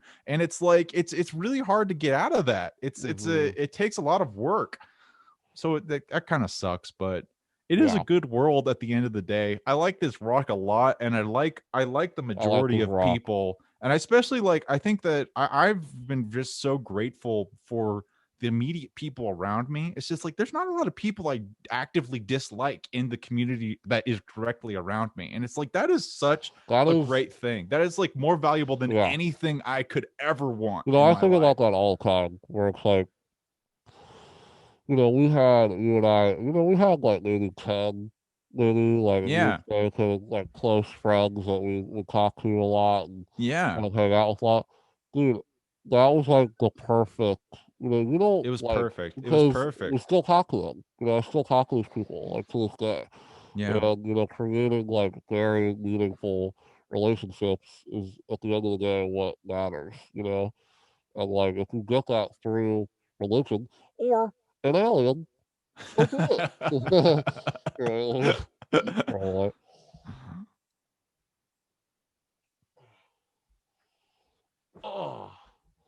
anyway, that was a great little conversation. Do you want to switch to the movie of the week? Yeah. Movie of the week. A podcast. Yeah, it's just like we're just having a nice deep talk. Just to check how you feeling, man. What's your place? Yeah, man. Feels good. I feel lighter. I feel like I just took the only difference between when we normally have those conversations, we're not drunk and we don't end by going, I like you, man. That is usually All how those it goes. conversations end like that. Yeah. Yeah, Which man, they're talking pretty about cool. when you have a connect, speaking of moments like that, which I hope everyone who is listening to this has had a moment like that where they've connected with a friend. It's like that's like a higher power kind of moment that when you Oh, kind it's of fucking connect amazing. with someone like that, Yeah. it's just like, whoa, dude, like that was crazy. I can't believe that was Because just us who did this because happen. that is what this is all about. Yeah, That's man. all. That's all. That's all this matters. That's all that matters. um Do you want to lead into this movie? I do. I would love to. Good lead-in, I guess. So one of the movie that was by far the most like referred to when I was looking through all of this alien hubbub, like the Yeah. Bob Lazar interview, when Joe Rogan podcast, Yeah. which I Right. guess I didn't look at all that much, but what I did, it was always talked about Close Encounters of the Third Kind Yeah, by baby. Steven Spielberg. And I was like, oh yeah, I know what that is. I'm very familiar with Steven Spielberg being some guy who also watches films. And then it occurred to me, I've never fucking seen this movie before. So guys, Some I guy think he also watches movies. occasionally, sometimes, Oh man. occasionally. But Close Encounters of the Third Kind is a movie that was made in 1977, which shocked me. Right. Which is 2 Yeah. years after Jaws, which is also Yeah, shocking. I was looking I was gonna look this up because Spielberg every was time a young boy. He was so young. I was gonna look this up because every time I look this up, I like got like I'm just blown away because I want to say that his like first 4 or 5 films that he made like in a row will just like blow your mind. Like in Yeah, terms of like it's like quality. quality and like iconicness. Yeah, yeah, yeah, yeah. Okay, so okay, so I'm Jaws starting was the with Jaws. first, So he made which is Jaws, mind blowing. First, amazing. And then he made Close Encounters, which is his second film. And then amazing. he made this really bad comedy called 1941. And we're We don't just gonna talk about forget that. about that. Now, listen to this. Listen to this. So then he made a little movie called Raiders of the Lost Ark. Fuck. And then after that, he made E fucking T. Oh And after no. that, he made Temple of Doom. Oh my god. And then he kind of, then he started to not many iconic movies. And then he made Jurassic Park, like 4 years later. You know, so if you don't know who Steven Spielberg is, just turn this off. What do you, what? He's super iconic filmmaker, incredibly iconic filmmaker. Super iconic. Super, super, Someone super. who, in my eyes, it's weird. I think we definitely talked about this before, maybe. He's got like not my circles, but maybe when I started going on the internet, like talking about movies, like, oh, people don't, Spielberg isn't as loved, in my circles as he is, Yeah. but something that I've always maybe counterpoint to maybe people who aren't a fan of him for some reason. The man is extremely versatile. It's like he's made sci-fi movies, some of the greatest sci-fi movies ever, and not only like this movie that we're gonna talk about, super iconic sci-fi film, but also like very underrated and kind of cult, like has like Minority Report, for example, with Tom Cruise. Uh, Yeah. he's made the blockbusters of blockbusters, Indiana Jones, Jaws, fucking E.T., Jurassic fucking Park. But he's also made incredibly powerful and moving movies, like Saving Private Ryan, Schindler's List. He's in my eyes, he is such a versatile filmmaker. And Yeah. like you cannot maybe not so much now, he's in the 70s, he's kinda I don't really know what he's doing anymore. Ready Player One was kind of fun, but he's not the Spielberg that he was in the 80s or in the 90s. But I think just look at his catalog and just somebody who has Yeah. that many iconic films, you can't dismiss that. Yeah, the problem with Spielberg is that he's been a victim of one of like the dark side of the moon phenomenon. Where like he's gotten so oversaturated in like being like produced and advertised, and you got all these fucks who are like, I love Spielberg. Right. Yeah. And it's just like or the only, like I mean I think like I haven't really experienced that in my life. Like usually people who are big Spielberg fans are like watch other things. Yeah. But I can totally see like, sometimes like Spielberg is the most iconic filmmaker of all time. For sure. 100%. There's no doubt. And what I mean by that is if you go up to some random fucking Joe Snow on the street, who maybe is, picking at his butt on the beds, and you're like, name the filmmaker, he's gonna go Steven Spielberg. There's that. That's what I mean. Yeah. He's like that, which I think that's I think that can be sort of like a tiresome thing about absolutely. it. He's literally like the filmmaker that everybody knows. It's just the idea of like, there's only one, And it's like the same idea that I have with like art generation, like Nolan, I love Nolan. Fucking come on, of course I do, Yeah. But like I'm not the only movies that I watch. Yeah, and I think there's also the problem where people I think can build a degree of contempt for someone like Spielberg or Nolan too, because when someone gets okay, continue. Because when stop the recording. Okay. Do you want to sync back up? Yeah, I'll sync back up. Okay, hold on. Damn it. Fuck.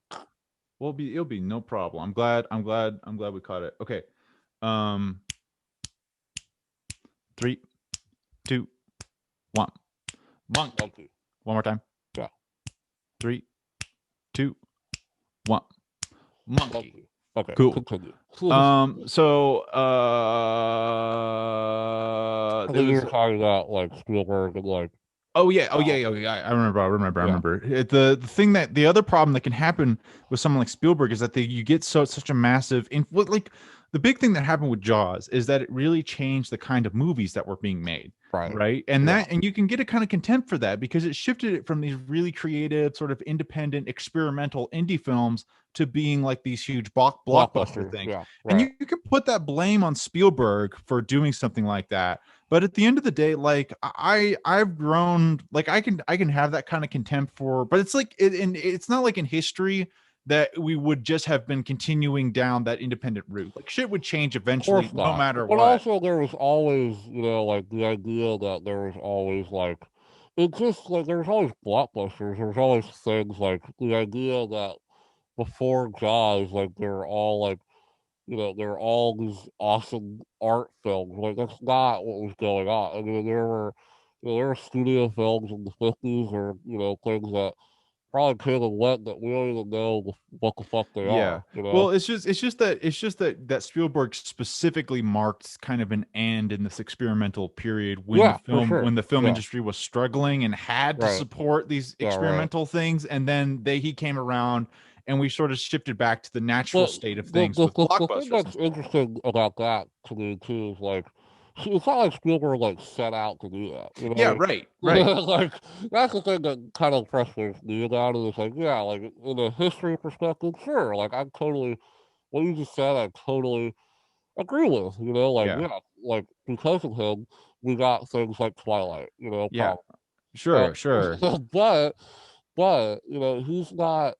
This wasn't his fault. I mean, and I think the end of the day, to me, what it comes down to is that like his movies that he has made a tremendously good impact on my life. Impact. And it's like And it's like, we can talk about all these things about his integrity as being like, he's still like part of the big Broderick corporation, like down with the big guy and all this evil corporations. It's like, I don't necessarily disagree with any of that. I'm not out to suck Steven Spielberg's dick. I'm here to suck Jaws's dick. That's the big juicy dick I want in my mouth, man. I want to watch the movie. Yeah, fucking all these movies that he's made. Yeah, exactly. And that's the prize, man. That's the undeniable thing, right? The movies that he has made. And it's like, can't deny it. You know? I still love watching those movies. They're some of like the best fucking films from those time periods, man. Also, they're so good. He's like not a fucking jackass either. You know? He has at least probably not touched a child. No. Thank God. Yeah. We can all thank the stars for that.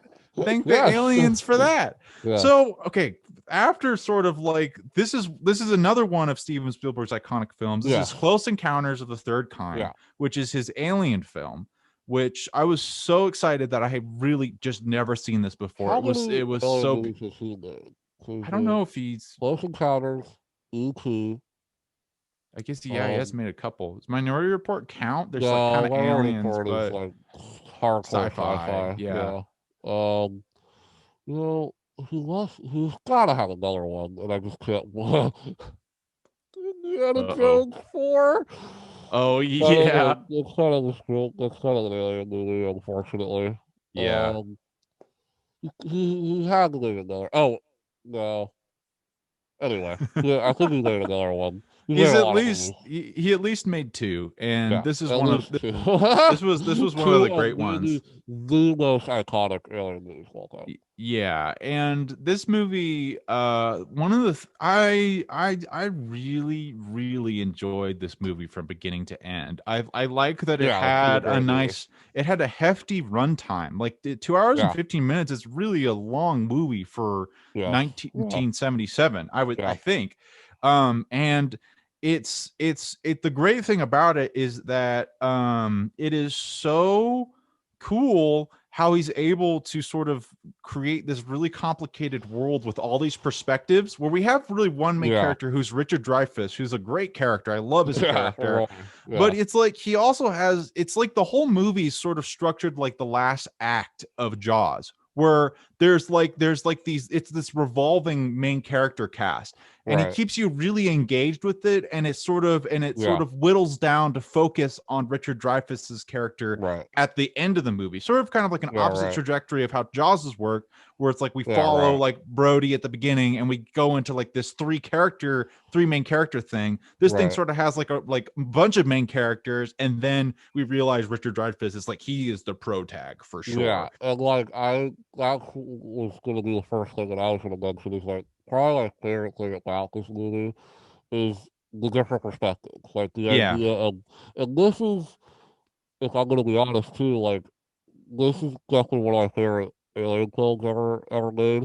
But also this movie kind of created things about alien movies that I fucking hate, and that is the government in alien movies, where there's always the guy that's like behind the computer, like, okay, where, like there's always like the government side. In every alien movie you see, there's always like, the family, that like the everyday person, and then the higher power that's dealing with it, right? Yeah. And like in a movie like Transformers, for example, they do it in the most god-awful piece of garbage way. Yeah. But this movie, that's so true. That's so true. But the way that they do it in this movie is fucking great, because all the characters are great. All the characters are really great, and the way that this movie is paced is extremely efficient. We talk about that with John. One of the things about Spielberg is his pacing of his movies is fucking it's insane. It's just fast. It's not a lot of wasted time, and you don't really hear that a lot about his movies. This movie doesn't have a lot of wasted time. But if you don't, we're kind of getting ahead of it. If you don't know what this movie's about, it's about basically aliens. It's about aliens kind of invading Earth. And this is set in Wyoming, correct? It's set like some small town in Wyoming. Yeah, it's set everywhere, but Well. It ends in Wyoming because I think that's where the national where does it park primarily is. start? It starts It starts in a small town. It's a small little it's itty like bitty some town. country town, some Yeah, kind of small country town. I want to say maybe close. Indiana or something. Close Um, Encounters of the Third Kind. Here we go. Here we go. Come on, phone. Come on. Give me the wiki, boy. Come give me on. the Where's the wiki. wiki? Where's Give the me the wiki? wiki. Science fiction adventure about a group of people who attempt to contact alien intelligence and even have sunburn. Sunburn. Where do they live, motherfucker? I think I feel like it must be. Um, It's not that important. Wait, there was a movie called Close Encounters of the Fifth Kind. Okay, Oh anyway. lordy. Anyways, Um, so what happens is that I it's really just this is a about really people dealing with aliens, and and it's really brave how he starts off this movie because he has an incredible like alien reveal at the end of the movie, but he starts this movie with like you just fucking see alien spaceships. You're just right, like you're not and it's like that's one of right. the things that is kind of really annoying about some alien movies is that you have to They deal like with like hide it, right, they like hide it and it's just like is the character crazy, is he not crazy, and they're like or ooh, it's but like right, exactly, or it's like are they like are they real? Like this movie straight up from fucking is like no, these are fucking and they're I think real, I think that was a really good idea to sort of start it where it was the story, which it's interesting. There's not really an antagonist to push against the characters. What's No, happening is it's like the antagonist is like the mindset against like aliens can't possibly be real, yeah, right, and also Richard Dreyfuss's characters dealing with the fact that after seeing this encounter, him and this other woman with his boy, her boy, right, they have this encounter with these aliens and it just they can't get it out of their minds and it yes, just changes yeah, them as people. yeah, right, And I think that that's like a really, to me, that's a really compelling way yeah, to like get a story. It's like it's kind of like it's sort of like a similar theme to like the artist itch, you know, the artist itch to yeah, create. And this yeah, was kind right. of like it was this compulsion to be like I can't leave this alone. I have to figure out what's going on, which is it was such a compelling What I way to just go into this Yeah, and what adventure. I like about this is very why compelling too, because this is like you know, it kind of takes the stereotypical idea of like an alien encounter. Like for example, like you hear all these stories, and those primarily are in these kind of rural areas. And I know Yeah. Bob Zari even spoke about this in like a really interesting perspective on it in the podcast where he talks about how a lot of these people who have these quote unquote alien stories, these like sightings, are in these kind of rural areas, and Yeah. because there's not a lot of things going on there, and so I think a lot of these people are kind of starving for something, Yeah. Um, and but Spielberg takes that kind of stereotypical idea, right? The idea of and makes it like if it was a reality, and like kind of turning this main character into like the crazy alien guy, but who's actually he's telling the truth, and he's Yeah. actually and we're with this guy instead of like being like, oh, look at this crazy guy, Yeah, I think that's really true. I really like that about the Richard Dreyfuss characters, about the people who see the aliens. And he also does I think what I really like about this movie, after kind of watching like some documentaries and some reports about it, Yeah, is that it really seemed like he did research on what people were yeah, saying about yeah, aliens. And he right. designed the ships. He was so clever in designing the ships to all be like each one of the ships that you see pass by, even that little So basketball at cool, the man. end, Yeah, are all based on descriptions of what yeah, people have described on there. Like I recognize like all those things. right. Like it's just, and he's like Yeah. he's put it in there to like explain what people have seen like in the way, which makes it more And believable. what's crazy too is it's somehow not corny. That's like the Yeah, amazing right. thing about it. I Yeah. still don't think it's corny. I still No, think I it's mean like it really I works. mean we're gonna jump ahead with the ending, man.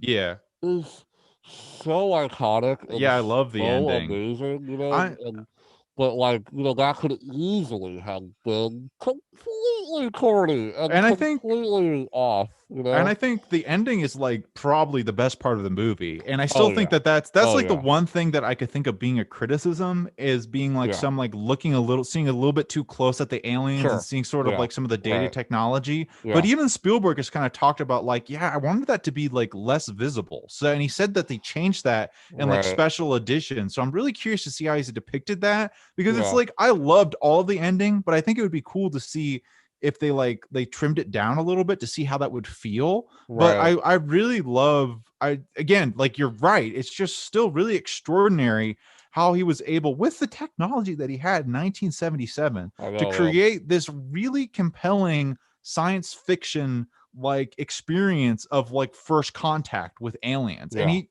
it's like he fucking nailed it. He nailed it.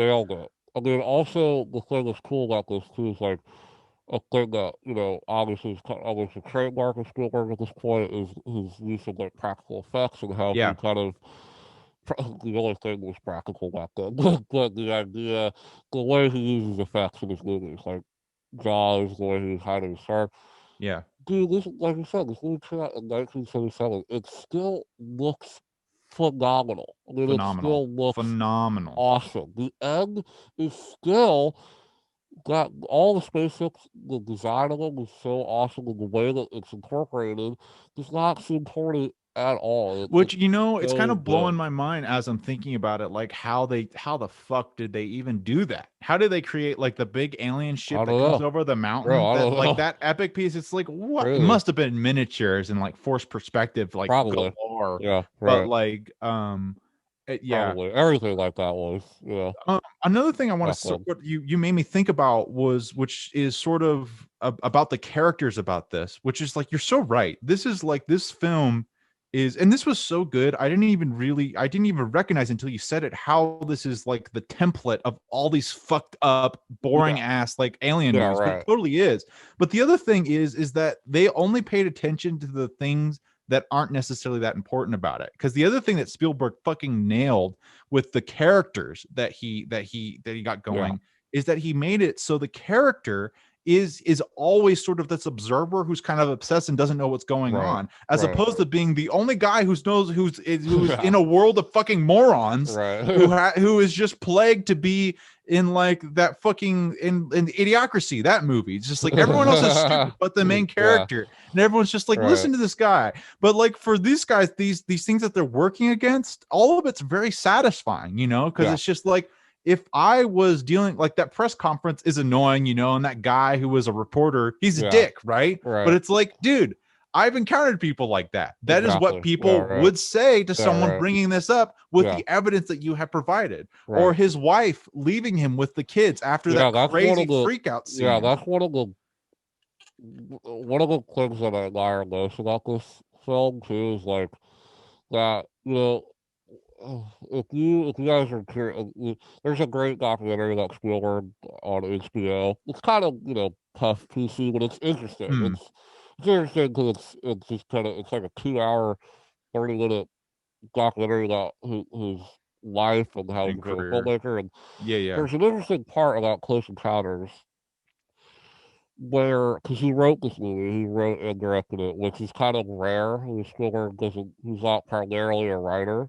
That's true. That is interesting. Yeah. And one of the things that's interesting about it that they point out in that documentary is that a lot of the family aspects of this movie, the kind of, I don't want to say dysfunctional family, but kind of family turmoil that goes on with Roy's family, was very much based on Spielberg's whole life. Autobiographical. Yeah, very, in a very interesting way. And that's like one of the more, like that, like when I don't remember the first time I saw this movie, but like when I saw this now, like as an adult, like that's one of the most like heartbreaking and kind of like shocking things to happen in this movie. Yeah. Because he doesn't go back to his family. Yeah, he never does. And like, to me, that's pretty brave and kind of shocking of what happens in this, because he, almost accepts that his family leaves him for this thing, like for the aliens, basically, and ultimately going with them. And there's something like really like Roy's character is such not like your typical like protagonist Yeah, almost. he's very weird. It's really He's really true. weird and he's kind of an asshole Yeah. in some way. And like Yeah. I love the like I don't like this idea that and Spielberg's great. Like a lot of his main characters are kind of like flawed in some way, Yeah. like especially in Jaws. But like they it's more interesting that way. Yeah. And you like Richard Dreyfuss. You like him because you want to you want to help. You want to see these aliens. You want to get this out there and see if it's aliens. Because you're with him. Yeah. But he's also like it's interesting because the end of the movie is like he literally just like doesn't see his family anymore, and Yeah. he's like, "Fuck it, That's a great point. That's I'd a really good rather point. go on this spaceship than be with my family." And there's Yeah. something kind of as beautiful and as epic and as fucking badass as the ending of this movie is. If you boil that down, that character moment, you're like. Yeah, he just left his family Yeah, you think to go on to for the almost the greater good of humanity, maybe, or to I don't know, man, to start a new life, or he was so enamored by the aliens that he just had to go with them. that's a great point, and I think it kind of brings up another just sort of genius of this film, which is just that you can tell a film from any amount of perspectives that you want, and a lot of times what you see is that you just follow one perspective, right? And that's sort of like the whole world is built around that one perspective. We get brilliant things about that, like Taxi Drivers about that. We got one guy's perspective, and man, the world is crazy behind that one guy's perspective. But you you're can also seeing the world through one character's perspective. But this movie works a lot differently. I think you're right, where you can kind of sort of pick any character and sort of follow their own track, and they have their own themes to it. And then you have this macro story of the aliens have come to Earth, which sort of structures all of this thing. It's kind of like the globe for all these other lines of these characters that are sort of streaming in and out and interacting with each other, which is like a really, really hard way to write a story, be based on anyways. I just think that it was I'm just realizing how impressive it was to be able to sort of hold that all together, because you and make it be compelling all the way to the end and not feel like there's loose ends, really. And really like all these kind of things kind of culminate with that ending, right? Like probably like one of my favorite like elements of this movie is Barry, the little boy, and I can't remember his mom's name, but that kind of subplot, like that's another point too, is like that's a movie, like that could just be a movie. Like like that's the idea that movie is probably been made, somewhere, like where this kid is like obsessed with the aliens. His mom's trying to, keep away from them. Dude, that's so true. But Yeah, that's so true. the way that this movie has that, and this movie is incredibly important because it kind of makes it real. It kind of makes it like instead of this kind of fun alien romp that we might have gotten in like the 50s and thing from another world, or this Legion of the Body Snatchers before the fucking crazy one in the 70s. The one before that. So like alien movies before this, to my knowledge, weren't like these kind of they weren't really taken seriously. This, a child gets abducted.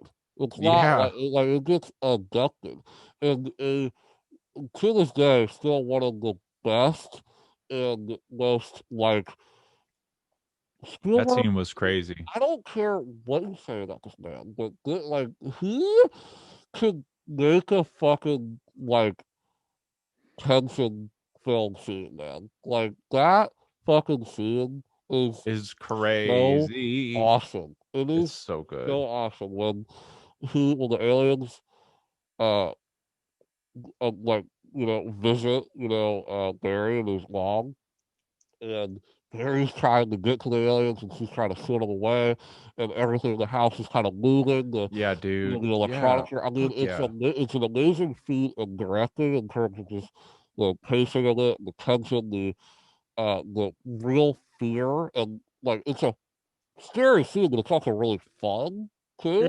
Yeah. Yeah. Right. Reminds me a lot of my favorite scene in Jurassic Park when the kids are in the kitchen and Yeah. yeah, it reminds me a lot of that.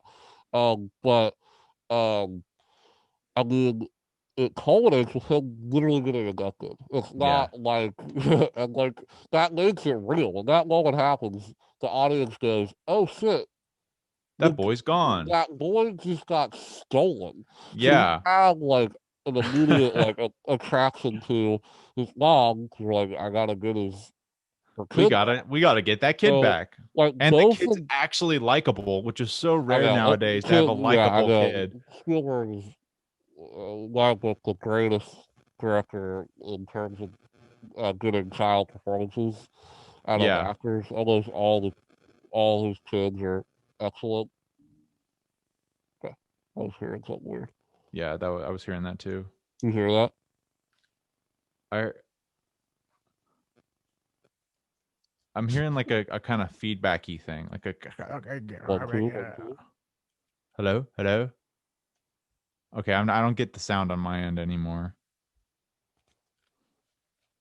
Okay. Anyway. Aliens. Yeah, I think it was aliens, Tom.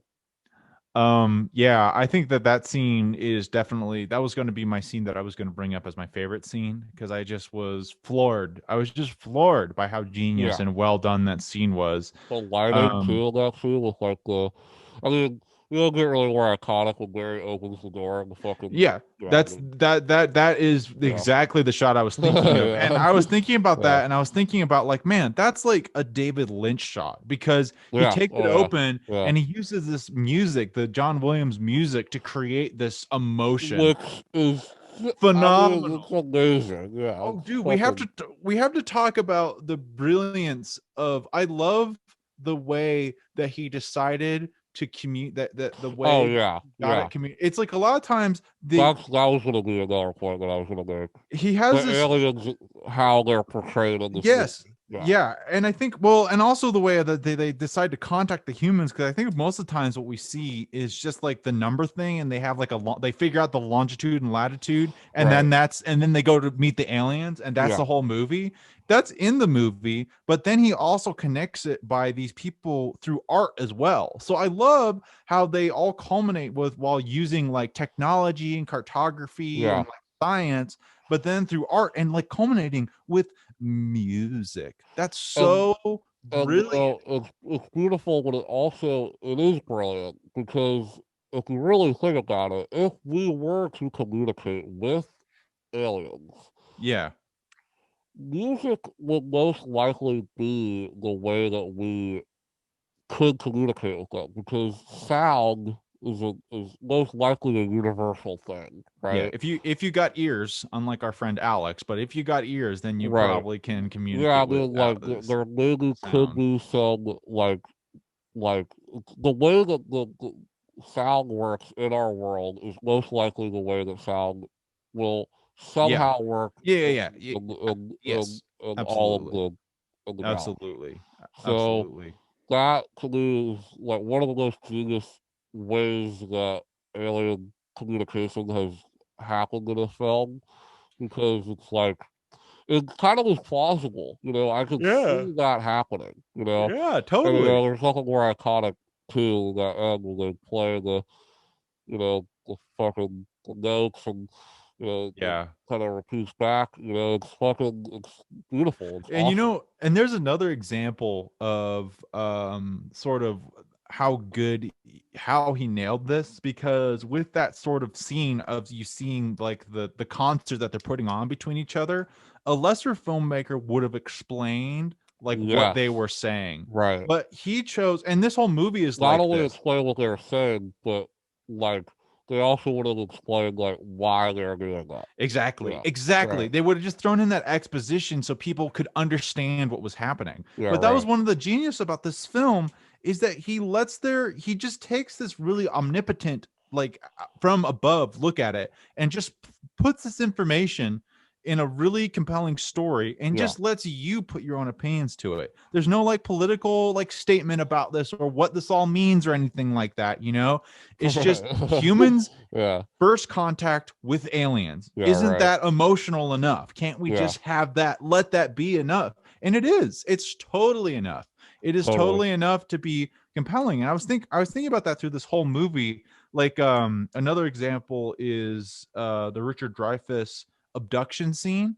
Like what a great Yeah. scene to Oh, and great yeah. performance and all of that. But Right. he like movies are so fast now. I was thinking about that because Yeah. that scene is so intense and so good, but he lets it go so slow. Like there's a moment after the ship leaves and it's just Richard Dreyfuss like breathing, you know?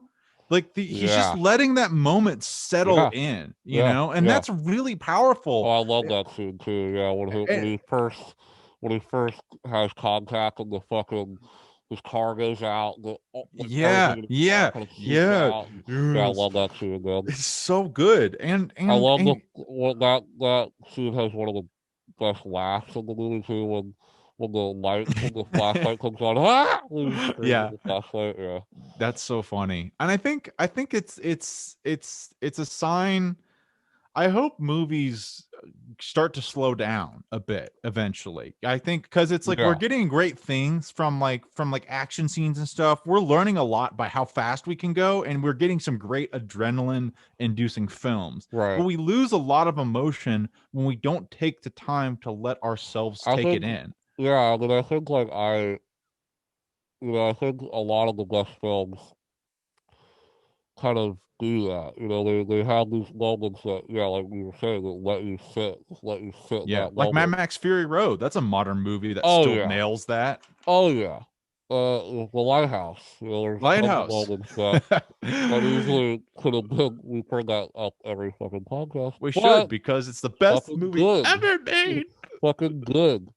And so, but there's yeah, you really you want to let the film breathe, and I Yeah. totally understand like filmmakers wanting to progress the story and wanting to push things forward. I know for me, Scorsese is kind of the king of that, where Yeah, he's great. he has so many like a lot of moments in his movies, you know, like they're moments of silence, where nothing's really happening. You're kind of just living in that moment. And that's really allows the audience to get into the world of the film and the world of the characters, lets you Yeah. be with the characters instead of maybe observing them as they Yeah. watch this zany story. It's the You same know? reason that the ending of Sound of Metal was so impactful because Right. you let it Yeah, right. absorb in. And I think it's like I'm not necessarily pissed off at people who don't do that because I understand it's No, it hard to could do work. It that. could work too. I love some. I like some fast-paced shit Yeah. too. And it does take a bit of balls to put something out there and not one explain what's happening Yeah. or Oh like put yeah. something Oh yeah. happening for people to Yeah. understand. You're just going to say like not everybody's David Lynch and has this obsession with just looking at things for extremely long periods of time Yeah. and Yeah. somehow makes it compelling for another Yeah. human. Like not Right. everyone's Yeah. like that. No. I understand that. No. But kind of talking about we're kind of adrenaline junkies now, Yeah. always wanting stuff happen. And you see Right. the same thing with music. Pop Right. Pink Floyd was pop. So much space in Pink Floyd. Yeah. There's not a lot of popular music today. There's not a lot of music that like yeah lets you kind of breathe. It's always got to be it's gotta hit you. It's gotta Yeah. hit. It's gotta be blinding lights, The baby. kick It's the gotta kick fucking drum, hit the you. kick drums has to hit You on gotta every hit single hard. beat. And trust me, man, I love that shit. There's But nothing wrong with like that. nothing wrong with that. But I think if you want to make something that is I think leaves people that like in your brain for a longer than maybe like oh you hear that song like oh that was a cool song.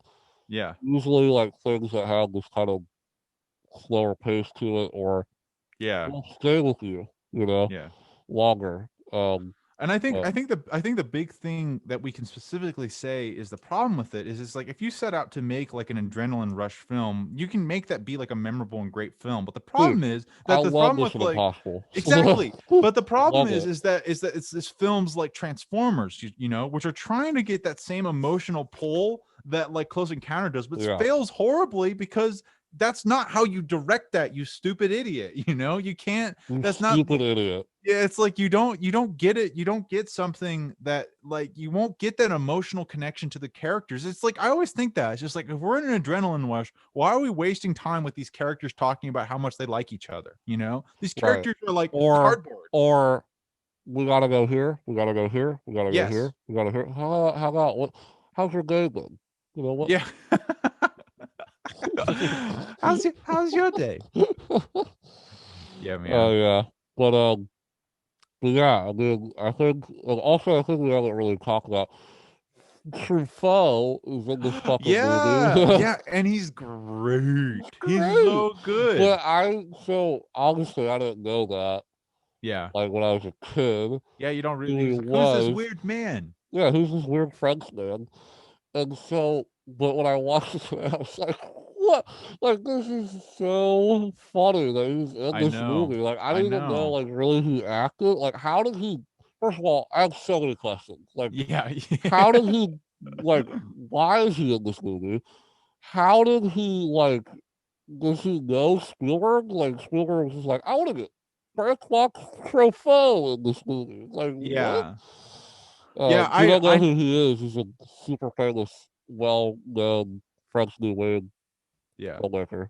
Don't Iconic. feel don't feel bad if you don't Oh know no, him, but no, his influence he made if you're really curious about like French New Wave and stuff, he made the 400 Blows, which is amazing, a hugely important film amazing movie. in cinema history.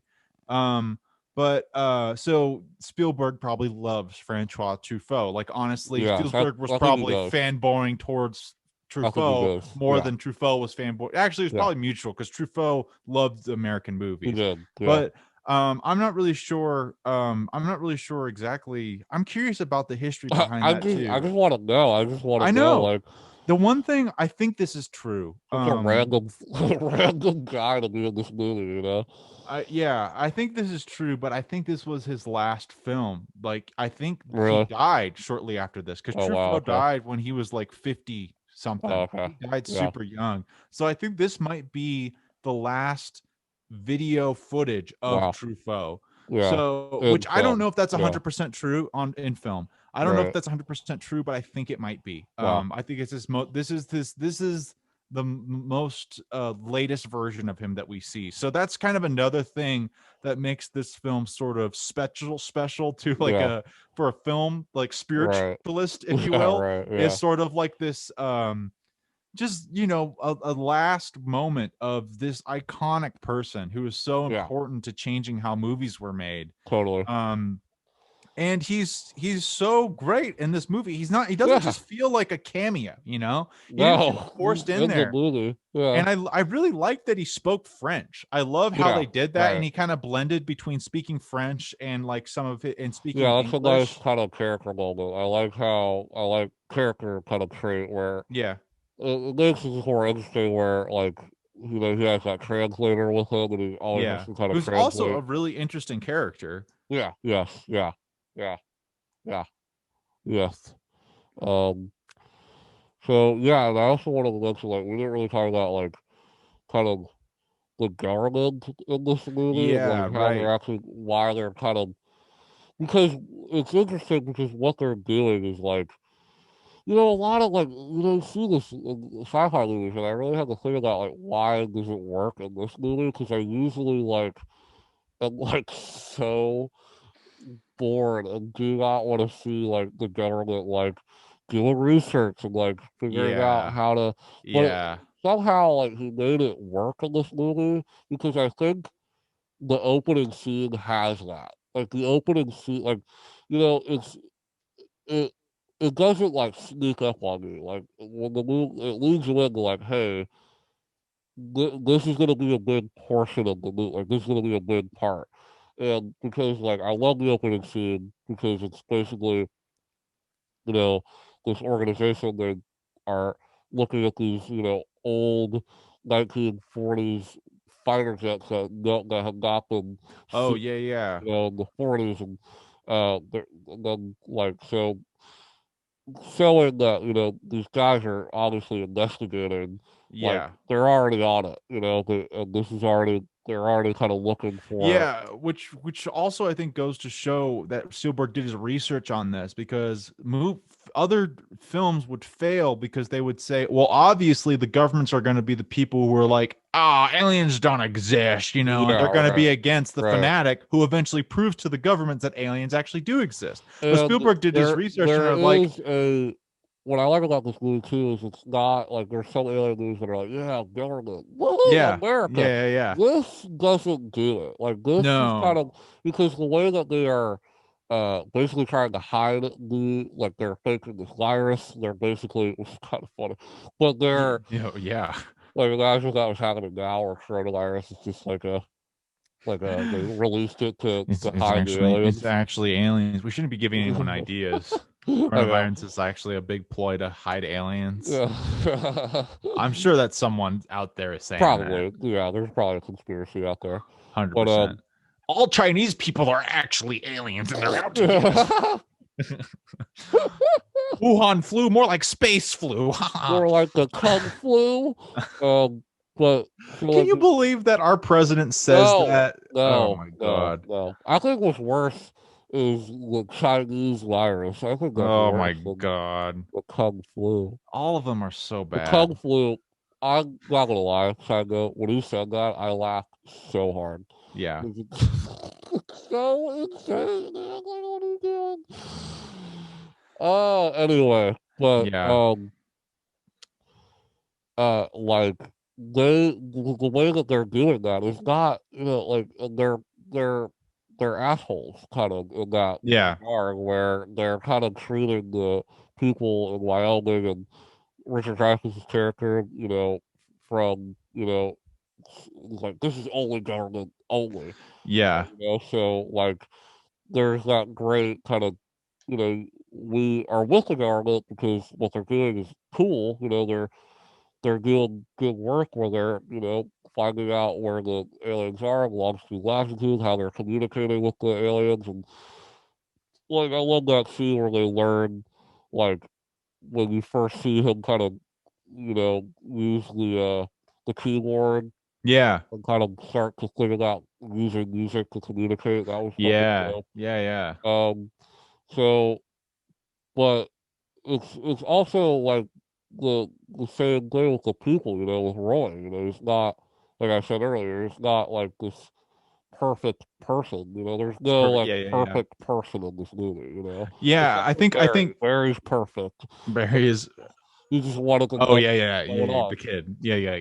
Barry is the perfect kid. I think you're right, and I think that it kind of goes back to. I feel like it's kind of like what I was thinking with the reporter, which is kind of what you're talking about, where the government is depicted in this realistic manner to how the government is. Yeah. Where it's just like they're doing their job, but they're assholes, which is kind of like how our perception of the government is. Yeah. And which is kind of how they are. But and I think the other thing that a lot of, in comparison, why movies fail is Spielberg does a great job at just presenting characters who are like a believable opposition, but aren't so frustrating that you don't want to watch them. He's really good at that, actually, now that I think about it. Yeah, and I think he also does a really great job of not wasting screen time on these fucks who don't matter. He lets these guys like, a lot of times he lets them speak through their performance, like the guy with the cigar. I don't know what his name is or anything like that, but his image is imprinted in my memory as being the symbology of like the government, or that other, like the white-haired guy who had that one line. It's just like, I'm white knuckled thinking what those guys have ahead of them, shit like that. He nails those small moments and doesn't waste any more time on useless fucks or like on like they are, like, so many of these movies will just spend so much time just stalling to get the movie to 1 hour and 30 minutes. It's like, Yeah, dude, come right. on. How can you make a movie about aliens and be struggling for content? How can this be? But like that is how it is most of the time. It just seems like filmmakers are just struggling to get there, and they use the government as just like this infuriating stalling method that we have to just stick with for so long. But that's not how it is in this film. It's really not. He's so efficient. He's so efficient with keeping it grooving and keeping it moving. But I also like, I don't know if we talked about this yet, but like the aliens, how they're portrayed in this movie. Yeah. Because another thing that I love about this is they're not here to kill us. Yeah, they're altruistic. I love that. Yeah, like I love that. You know, like as much as I love Independence Day, sure, like fucking love Independence Day. But they're fucking like not all aliens are here to kill us. Like why not? Like why can't they be peaceful? And the way that the aliens are portrayed in this movie is fucking cool as shit. But I also like how Spielberg again with the no kind of showing, not telling, and not really like the way the aliens' powers, the way that like they like there's this weird psychic obviously connection that has been happening between Roy's character and Barry, and seeing this shape, this cone like shape, and trying to kind of figure out. We didn't discuss that yet, but Roy's kind of descent into madness, basically. And it's kind of you're led to believe that it's like this psychic connection that they have with the aliens, which leads the aliens to walk up to Roy and take Roy with them, which is also very common in alien accounts. They often describe the telepathic qualities of like alien encounters, to varying degrees of believability. But it's like it's really cool to see it done here, But what's cool in this movie is it's not like they're talking to them. Like, he just sees this. It's like I'm not entirely sure it's a psychic connection. I'm pretty sure there was some connection, but I like the idea that I'm not quite sure. Like it makes it more a little disturbing, Yeah, I mean, I think he leaves it to be sort of still from. It's like the great thing about this is that the story of what we know about aliens is just a little bit more than what we know right now. He's just saying it's just like, okay, what if those people who said they saw saucers actually saw saucers? What if? And then going from there, the electricity would go out. They're magnetic. Like all these things that you've heard, in stories, for years. Like it's. It like he leads into it, which is kind of cool, And what if we just see one of those stories happening, and at the very end we actually finally get to see it happen. We see the encounter of something like that. Right. So he's really not going. It's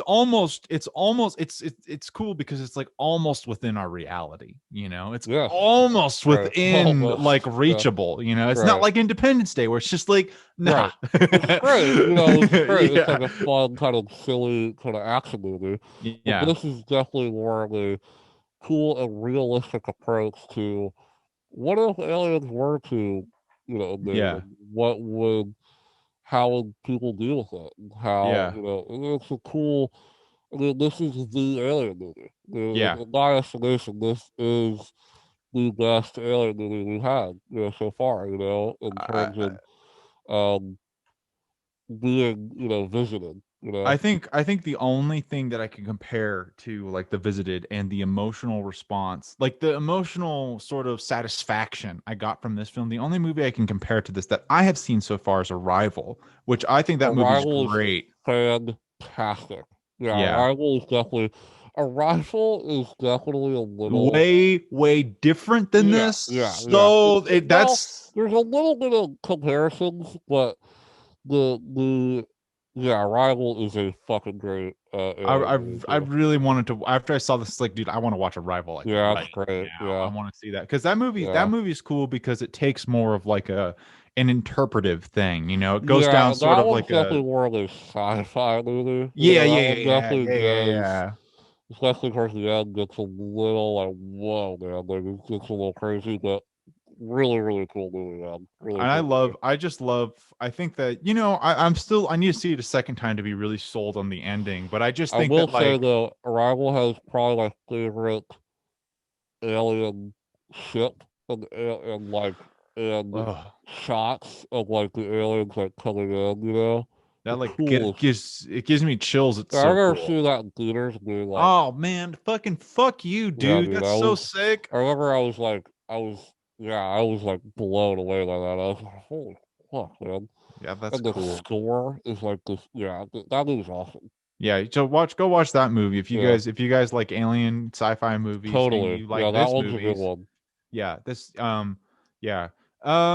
How did you feel about, I was really kind of shocked by the big tall alien that first came out at the Yeah, beginning. Cause that, like, I saw that and I was like, dude, I'm kind of like, it was late at night, the lights are out. It's like, I'm kind of spooked right now, dude. yeah, That's it's creepy. spooky, and I like I like that a lot. And I Me like too. that, I like that it was almost like the leather, almost, right? Or Yeah. the, whatever it was, because the other ones were, small, kind of Tiny bulbous, itty bitty. Yeah. and this, and it was interesting that the first alien you see is a very, like, kind of disturbing looking alien, so it kind of throws you off. Yeah. Um, yeah, I loved it. I love how lanky and weird, because it's not what Yeah. you expect, right? Because Yeah. this came out like 77, so Alien came out, or no, this is before Alien. Let me look. This came out before Alien. Yeah, And I think, obviously, Alien's another amazing alien movie, oh, it but came out, this Alien came out, yeah, it came out before before Alien. Alien, yeah. Okay, I think Obviously, they're different 1979. movies. But I was gonna make a point that like the xenomorph kind of has that like weird kind of Yeah, leg, well, it has that like collapsibleness to it, the right? collapsible Yeah, right. lankiness, which is And sort so of like like the kind of creepiness the about alien it. in this movie kind of has where it kind of like folds out. Yeah. Um, Which that was like, it's kind of like a weird thing because you don't it's, I feel like when I was reading about it, it's kind of like a complaint, I guess, because you have that shot of the lanky alien stand up and then you cut and it disappears entirely, you yeah, know? I agree with that because And it's yeah, I'm like, like, where did he get? Like, where did it yeah, go? What is that thing? and Yeah, I think it's like, it's kind of like a surreal moment where it's like, if this movie had done more experimental cuts like that, I think it would have worked just fine. But this was such a Spielberg yeah, right. traditionally shot Yeah, film right. that it was kind of jarring. Yeah, But when I was looking into it, I'm glad they kept the shot in there. I'm glad yeah.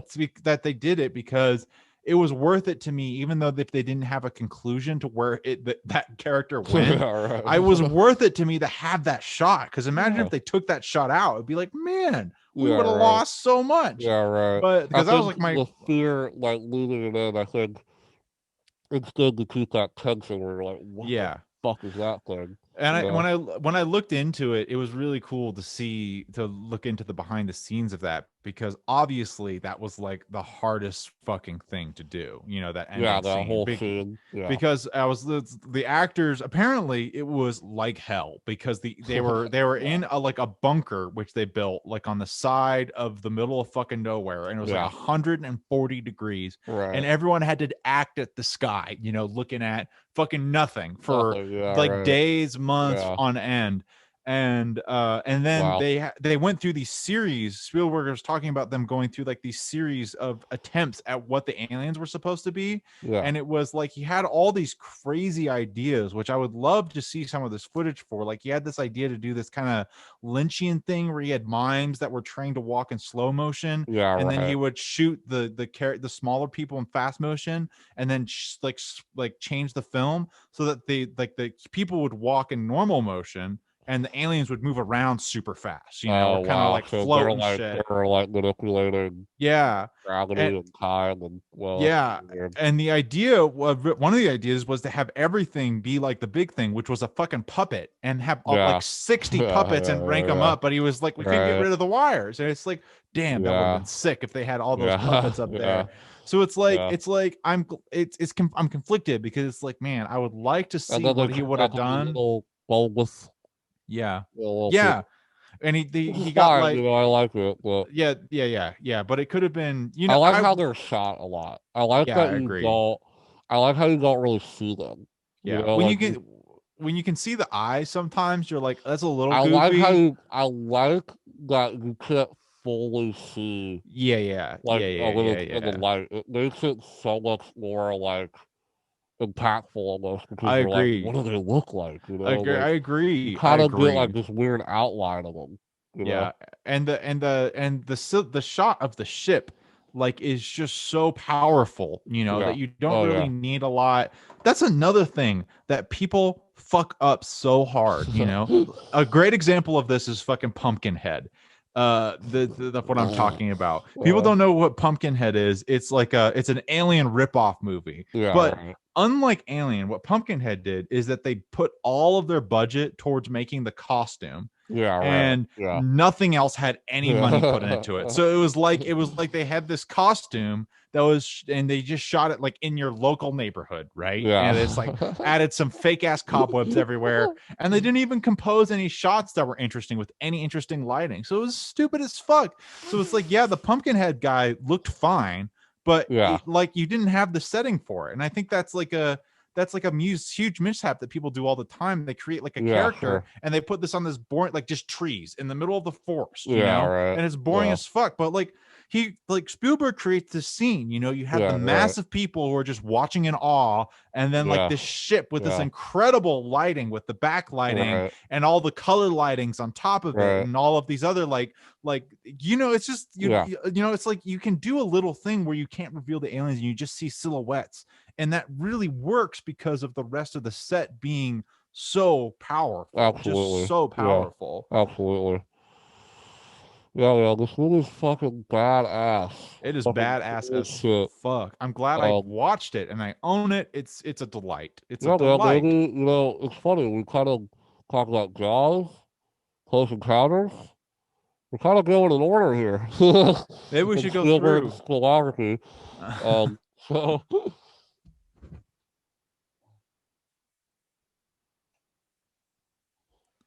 Maybe next time we talk about a Spielberg movie, we'll continue in order. I don't think you said this, but it sounded like you said Spielberg's Spielography. Oh, which is pretty fucking good. I like Spielography. We'll call the Spielography series. I love it. Man. Dude, I think we've been going for like 2 hours. Yeah, I think we talked about this movie. Man. This movie's fucking awesome, man. It was a blast. Such a cool movie. Such an iconic movie. But one of those iconic movies that's like good, like just as good. It's just really, really well made and still holds up to this day. Probably gonna hold up for the rest of the time, to be honest. I think so. Very, very, very well made, and it's just fucking cool. These early Spielberg movies are just fucking cool. They're just fucking cool. They're just fucking cool. Before, like you said earlier, all the other filmmakers came and ruined his style. Before that, man, you got some cool ass shit, man, in the 70s and the 80s. Cool ass shit. So I think it's safe to say that this is pretty. Are you ready?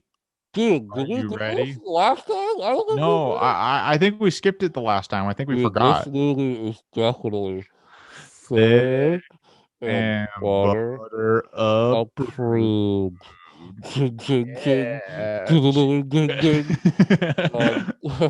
Definitely approved. Holy cow! Stamp of approval. Big stamp. All right, everybody. I think it's time for me to pick next week's film. What are And we I watching? was thinking, I was like, all right, I think we should do, we haven't done something like weird like in a Yeah. while. Like we haven't Yeah, it's done been a something minute. that's like kind of a lot what we like to talk about. And I think that this is like, okay, you picked a movie that um that normally I would pick. Now Yeah. I'm gonna pick a movie that normally you would pick. And I have been not recently, but so I'm a big fan of I'm kind of a fan of Robert Crumb now. I Yeah. love that documentary Crumb. I Yeah. recently watched this fucking amazing movie that just came out of nowhere. And, like I was just blown away by American Graffiti. Yeah, I've heard that's great. Crumb is in that movie. The Mm. character. I think that we should watch Fritz the Cat, Oh the movie, shit. because I've always Okay. wanted to see it. I've Oh heard it's fucking shit. weird as fuck, Yeah, let's and do it, and dude. I've never really seen. I've looked at Arkham's comics before, and they're fucking, obviously fucking great, but absolutely bizarre. Yeah, yeah. So I'd love to see a movie based on one of his most famous, Hell and yeah, it's known dude. for being an extremely weird adult animated film, a Yeah. la Wizards that we kind of talked about a Yeah. few months ago. Yeah. Um, That's yeah, great. we should do Fritz the Cat. It's I probably love going to be a that. wild one, Yeah. if my estimation's correct. I Um, hope do you know if that's like available like on video on demand or I something? don't know. We'll have to do some I could I see that just, being one that's kind of like hard to oh dig no, you up. can I watch it on Prime.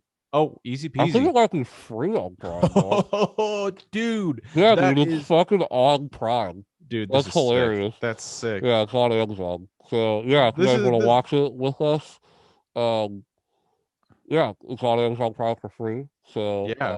for free, but um, all right, everybody. Hopefully, we, I want to start talking about new releases again. Maybe movies are starting to come out soon. Hopefully, I know Fingers there's fucking one. I didn't crossed. mention this to you, but there's one A24 horror movie that is coming out called Saint Maud that was Hmm. supposed to come out fucking a year ago, bro. Yeah. Um, and it's finally coming out on VOD, and I Cool. really wanted to watch it. I've heard like great things about it. Yeah. Um, so we might review that. That'd be cool. That Yeah, might that'd be be the cool. first 2021 release movie. We can Yeah. also talk about Wonder Woman, but I don't really give a fuck about Wonder Woman. Yeah, I So don't super care. I'm kind of looking for a 2021 movie. But anyway, next week, Fritz the Cat. I Yeah. hope you guys enjoyed this Close Yeah. Encounters of the Third Kind review and Thanks for hanging our out with digression us. of life and religion and the Yeah. meaning of life. And a few tidbits about Thick and our butter, thick and butter, the meaning of life. thick and butter, the meaning of The life. tips to living a meaningful life by And Thick and Butter. a bit of shit talking of our lovely president. Right. A healthy dosage of that. All right, everybody. We love you. Follow us on Instagram, Twitter, Facebook, YouTube, all that fucking And gobbledygook. and make sure to tell your mom, your dad, your sisters, your brothers, your uncles, your grandfathers, Your beaver, your your married little parrot, aunts, your goddamn frogs, beavers, your your frogs. cats, We didn't let beavers in dogs. last time, but I think it's time we open those Yeah, it's doors time for the again. squirrels. Squirrels and yeah, dude, For let's sure. all of these kind of rodent-y tailed creatures, bring them in. We Right, yeah, got enough bring them seats in. for them. We got Bring enough them in. seats for them. Bring Again, them in. we're hot and cold on avians, but so just ask Yeah. us before coming. We'll let you I don't know. really like birds. Except for peacocks. Except for They are the peacocks. sexy birds. They're like the strippers of the alien life. Sexy. Anyway, all right, everybody. Thanks, and bye bye.